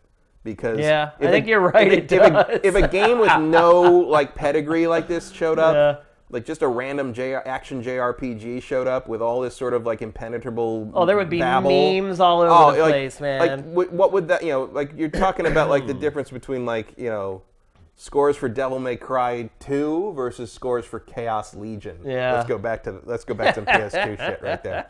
And I just think that and there's a lot of like people who are reviewing games right now are the right age to have grown up with Kingdom Hearts, and so you're automatically going to have some kind of investment with that. It's just like I would probably when the time comes, I would probably rate Shenmue 3 higher than someone who had never bothered with Shenmue before. Yeah. And I think with the HD collections of Shenmue 1 and 2, you saw people who had never touched them before jump in and be like, this is what you people were yelling about for like 10 years? Yeah. Like this thing? And like I think if you haven't already been invested in these games, either through the originals or through the HD remixes, you're going to struggle to understand what's so special about this thing outside of like, well, if you're a Disney fan, duh. Yeah. Music's really good though. Yep. Although that was one Music thing. is good. The voice acting I don't like. I don't think Mickey sounds like Mickey at all. That's Mickey's new voice. That's a shame. That's Goofy's okay. I can't understand anything Donald says. That's the joke. But like, I mean, I could always understand him in Disney cartoons. yeah. Well, in this game, part I of it can't. is because every once in a while, I'd say 1 out of 3 Donald lines is a little too muddy. Yeah, I can't understand it's what like he's saying. It's almost like a sound quality Yeah, thing. it might be. And I can generally figure out what he's saying, but it's like the running gag with Donald He Duck. cracks all the jokes, too, so you end Right. up missing all the punchlines. Well, it's okay because they're all timed horribly, so they're not funny anyway. The running gag with Donald has always been that you can't understand what he's saying, but like I've always understood could, what he could. Clarence Nash was an expert voice actor that knew exactly how to do that voice. They found good people to do the voice ever since. And the current one, I think it's the same guy who was doing it before, and a guy who's doing Donald's voice in the new DuckTales. But the sound mixing on this is just a little muddy sometimes, and you can't. And it's fine with Goofy. I mean, Goofy's very clear. Bill Farmer's been doing Goofy's voice for as long as we've been alive. Yeah, he's good. Yeah. But like you just can't quite make out what he's saying sometimes, and it feels like it's in the mix. It doesn't feel like it's the line read. It feels like it's in the sound mix. Mickey bothers me more than anything. You can just totally tell it's a dude throwing his voice to sound like Mickey Mouse. He's doing Mickey. Right. He doesn't just speak naturally. But the guy who voiced Mickey for most of our lives died, so they replaced him with. They need to find a better replacement. I have the same question about Kermit the Frog. Like I agree. Kermit the Frog. Like I don't think he sounds. It's like exactly the same thing. Yeah. It sounds like a guy trying to sound like Kermit the Frog, Yeah. and that's what we get with Mickey. But the other thing is, so at the beginning of the game, you get the traditional Kingdom Hearts. CG dreamlike movie where Hikaru Utada's song plays over it. It's like a dubstep. That's the thing is, I think it's funny that so much as time has passed. That now dubstep is that yesterday's pop music has changed. So the song in this one doesn't feel like it fits the others at all. No. It's a huge, crazy jump. The other thing you mentioned about the performance. On PS4 Pro at the standard 4K, if you're playing it on a 4K TV, it runs like 40 frames a second. It feels a little weird. Digital Foundry did a bunch of comparison stuff on them, so it runs very, very 40, 45-ish. On the Xbox One X, it tends to hover more around 60. I'm playing on the PS4 Pro, and what I found, and also what Digital Foundry recommends, is leave the graphics on the default mode and go into the PlayStation, not the game options, the PlayStation 4 options, change the output to 1080p, and you will get pretty close to 60. I've been having problems. I don't know if you guys noticed on the footage, but there's a black thin border around all the footage. That I can't figure out what that is. I don't know either. I have no idea. You're capturing off the Pro? Yeah. Yeah, I don't, because we tested it on my TV when you got that's here. fine. And it's not I don't know there. what's going on. Some I don't kind know of what that is. underscan thing going on, but anyway, we'll talk again about Kingdom Hearts 3 next week. It'll be shorter, but once both of us have had some more time, we'll come back in and kind of give our final judgment on it. But that's what we've experienced so far based upon the early going, and hopefully that'll give you guys some ammunition so you can decide whether you want to plunk down your $60. Yeah, I mean, I think most people already plunked it down. They know if they're in or out. They plunked it down 12 years ago. Yeah. Well, I wonder if there are people that still have like slips from like Electronics Boutique. I've seen people. I saw someone show up to. I remember someone showed up to Electronics Boutique with a 9-year-old pre-order slip for Daikatana when that came out. That's great. I saw people on Twitter that were saying there was like some price error on Amazon in 2015 for this game that people got it for $40 pre-order, and there was a problem for some of the Amazon was either not honoring it, but I was like, you've had this game pre-order since 2015? That's nothing compared to some people. Yeah, I mean, I know you can go to GameStop and put a pre-order down on anything, whether it exists or not. Yeah. At one point, GameStop was just taking your $5. Well, yeah, it's like, hell yeah, we'll take your $5. Especially today. Yeah. You might want to go get that money now. They'll take your Metroid Prime 4 pre-order right now, I promise you. All right, it's time for our trailer of the week. Originally, I actually had this game slotted in as a topic for the show, but the more I thought about it, the more I realized that we probably wouldn't have that much to say about it. I definitely don't. Yep, so a brand new action RPG set in the Dragon Ball Z universe was announced this week. Shockingly not for Switch. It's only announced for PC, PS4, and Xbox One right now. But it's an action RPG set in the DBZ universe. I know you want to see it. Let's roll it.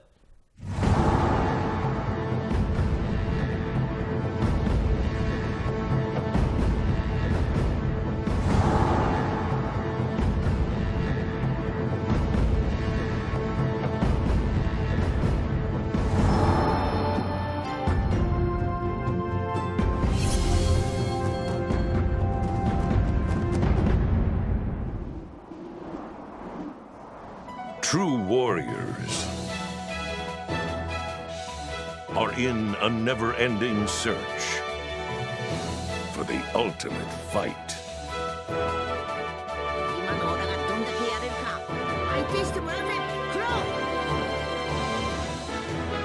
This is the story of the mysterious Dragon Balls. A story about determination,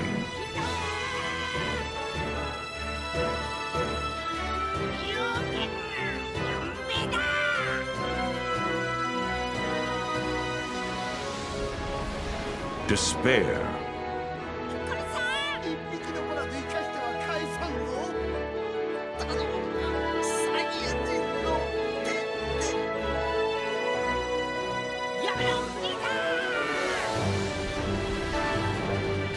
and hope.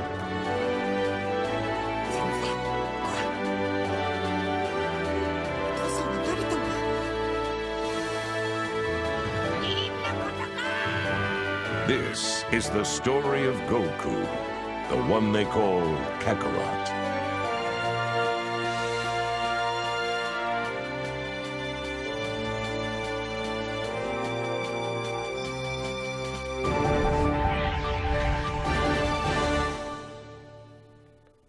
All right, Matt, so that's all we have on that game for now, but I have a question for you. Would you prefer the gameplay like a beat-em-up?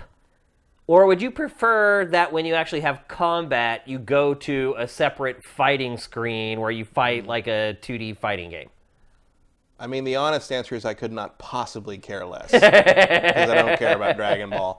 But in general, I think I would prefer something similar to Yakuza. Yeah, where it's built, you just stay in the world. Yeah, I hate games that like take you away. Turn-based RPGs. Because if you really want to jump, like you have Dragon Ball Fighters. If you really want to play more of a specific fighting-oriented thing, I'd rather see them do like kind of like a Fist of the North Star. The Yakuza teams. Fist of the North Star game did, because that captured that pretty well, and I assume you could capture the Dragon Ball fighting style pretty well if you put your mind to it. Yep. By the way, that is scheduled to come out this year. They have not announced a date for it yet, but it is scheduled for 2019. So we'll see. I guess the secret now is just put Z at the end of everything after Fighters blew up. Although I guess they're just going to stop doing tournaments with that now. Why? Well, because they keep having to get it pulled in Japan from EVO Japan and all these tournaments because. It sounds like the company that owns the rights to the manga keep saying like pay us or you can't use it or something. Are you kidding me? Look for it up. Esports tournaments? Yeah, look it up on like Kotaku and stuff. Like they've been reporting on it. Like they keep having to pull it from tournaments in Japan and stuff because like not Funimation or not the Toei, apparently it's not Toei, but apparently the company whose name I can't remember who like owns the Dragon Ball franchise is being weird about it. Is it Viz? No, that's a localized. This is begins with an S. It's a Japanese name. It's whoever company over there owns the actual like rights to the characters and the property and everything. They're apparently not being very nice about it, and it's starting. That sucks. It's starting to impact the life of the competitive life of the game, and some people that play it professionally are sort of saying like, I don't know if I can keep. Justifying putting my time into it if I'm not going to be able to go win money playing it. So that really sucks. But also, Bandai Namco should have had that stuff locked down. Like Shueisha, that should have been locked down long ago with the manga company. Like, I don't think they have any control over it. But you sign it into the contract when you make the deal for the game. Yeah, well, you'd think, but like that's what I'm saying. Bandai Namco screwed up. You should be negotiating tournament rights in your especially in 2019. Hell game, yeah, probably. Especially for a fighting game. All right, let's get to some They questions. might have just never thought that would be an issue. It could be. They maybe never. It's like, why do you think you're licensing a fighting game then? Right. Like clearly you had to talk to those people to license this game. Yeah. What do you think we're going to do with it? Exactly. We're gonna have people compete at the game. Yeah. All right, let's get to some questions. Get them into the chat. W. Matthew always gets a question answered, and tonight is no different. Given we are heading into the last 18 months of this gen, The Last of Us Part 2... That's a bold statement. The Last of Us 2 and Cyberpunk being cross-gen at a minimum, what is your game of the generation? Mine is Nier Automata. Or no, Automata. Automata. He wrote Automata. Well, that's not the name. That's not the name of the game. Maybe you just mistyped it. Wow. Nier is your game of the gen, huh? That's tough. Do we include Wii U in that? Yeah. Yeah. I mean, Last of Us 2 Cyberpunk, I mean, who knows? Presumably, I will play Last of Us 2 and Cyberpunk on next-gen systems. Yeah, probably. My game of the generation is Witcher 3. Like, there's nothing else I've spent more time...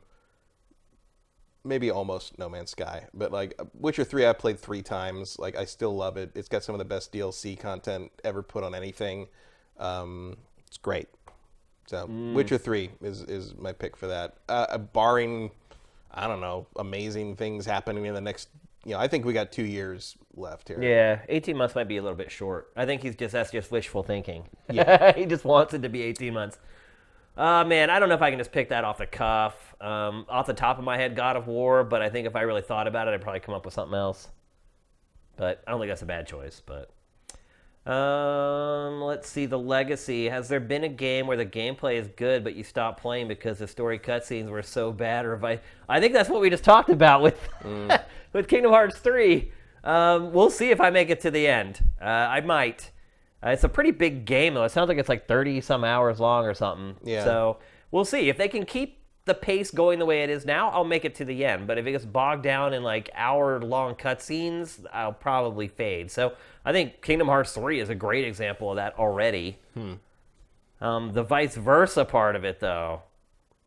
Like something that had bad gameplay, but the story kept you going? Yeah. That'll never work with me. Yeah, I don't know if that for me is a non-starter. It's just not going to happen. If it, maybe I don't know. like a Telltale game. What about every Grasshopper game ever made? Sorta. That's not even really story. That's more like aesthetics. Deadly Premonition. Yeah. Like that game was terrible to play, but like I couldn't wait to see what the hell it did next. Yeah. I think a lot of Suda's games are like that. Like they're really not that great to play, but you just kind of can't wait to see what's around the corner. Yeah, I would say that's pretty true. Yeah, I mean, although with Suda's games, it's less the story and more the characters, but it's still kind of the same thing. Yeah. Killer 7 was not a great game to play, but it was so interesting. I didn't even understand what I was doing half the time when I was playing that game, but I was like, I just want to see what happens next. Yeah. And yeah, Swery is a good example of that too. Yeah, that's true. Oh, a game that I kept playing because the gameplay was so good, even though the story was terrible. Bayonetta. I find the story and everything in Bayonetta to be. Actually, it's a lot like Kingdom Hearts. Yeah, I find it to be absolutely mortifyingly embarrassing. Like I would never play that game with someone else in the room who didn't already know what video games were, kind of on a level of I would never want to have to explain Bayonetta to somebody. But the game, the fighting is so good that I just kept going and tried to ignore the fact that I couldn't stand anything else that was happening in that game. I think that's a good choice. Justin Horman, what's the last time you guys shopped for a game at GameStop? If they happen to go away, do you think it would affect you? Oh. For those of you who don't know, by the way, GameStop is in major crap. Someone was going to buy them, they bailed, and today it's stock fell 30% or something. What was it was the meme on Twitter that was basically saying the headline was GameStop realizes they can't sell to the buyer, and it was GameStop realizes they're only worth $3.02. I was like, yep. Hey, they earned that one, man. The last time I went to a GameStop, I went to buy the exclusive ship for Starlink. The time before that, I don't remember. I went into a GameStop over the holidays because I thought I was going to buy a game for my younger brother. And then it turned out that he did not want a game at all, and he texted me while I was in there, so I just walked out. So the time before that was when I bought my PlayStation VR. And would I care if it went away? Nope. No, it would not. I don't have I have fond memories of EB Games back in the day. Yeah, EB Games, Software, etc., Funko Land. All those. I had good memories. Yeah. But GameStop? Babbage's. Yeah, Babbage's. Yeah. GameStop? I have no good memories of GameStop. GameStop's just the shitty company that took all those over. All the good mom and pop stores away from us, basically. Yeah, so good riddance, honestly. I mean, I don't feel good about the number of people who are going to, probably people who are into the same things I am that have jobs that are going to lose their jobs over it because of they work for a horribly mismanaged company. Yeah. But it would not affect me personally in terms of my shopping or daily, store habits or anything. I haven't been there to buy anything intentionally for years. Apparently, something broke. News always breaks when we do this show. Yeah. Always. Vincent just asked, "Are you encouraged or discouraged by Quantic Dream going multi-platform?" Oh yeah, they got that Chinese company's investing in them. I didn't know the story. I saw it on Sifted before you got here. I must have been in transit. You were driving. Wow. Yeah, it's this Chinese company. I can't remember the name. Is investing in them now, and they said that they're probably going to be multi-platform next. Encouraged. How could you ever be discouraged by that? Yeah, More people get to play their games. I mean, the flip side of that is they're inflicting their games on more people. But it's never for a company. Just in general, I mean, Quantic Dream is one of my least liked game developers, but for them, from their perspective, it's never a bad thing to get your game out to more eyes, This question, though, is interesting because that's something a fanboy would say. Mm-hmm. And I'm not calling Vincent a fanboy, but I'm saying this is the type of question a fanboy would ask because a fanboy would be discouraged if a developer that formerly only made games for their favorite console started releasing those games for another I don't care. Right. All I care about is the company, and if it will keep making the games, which means, yes, it probably will because they'll have more people to sell games to. So I care about that. I don't really care about whether a developer is exclusive to a console at all. No. Zero care. All that says to me is that maybe Sony finally wised up and realized it's not wise to throw money in that pit anymore. Yeah, it's like if you asked me if it broke that Retro Studios was multi-platform while I was on the way here, and you asked if I cared if Retro was making games for PS4 or Xbox One. No, I don't. That would be awesome if everybody got to play Retro's games. That has no effect on me at all. Wolfox10JC, nice sweater, Matt. Got it out of the Mass Effect loot crate many years ago. Yep. So I think it's the only thing I kept from that, other than the N7 shot glasses.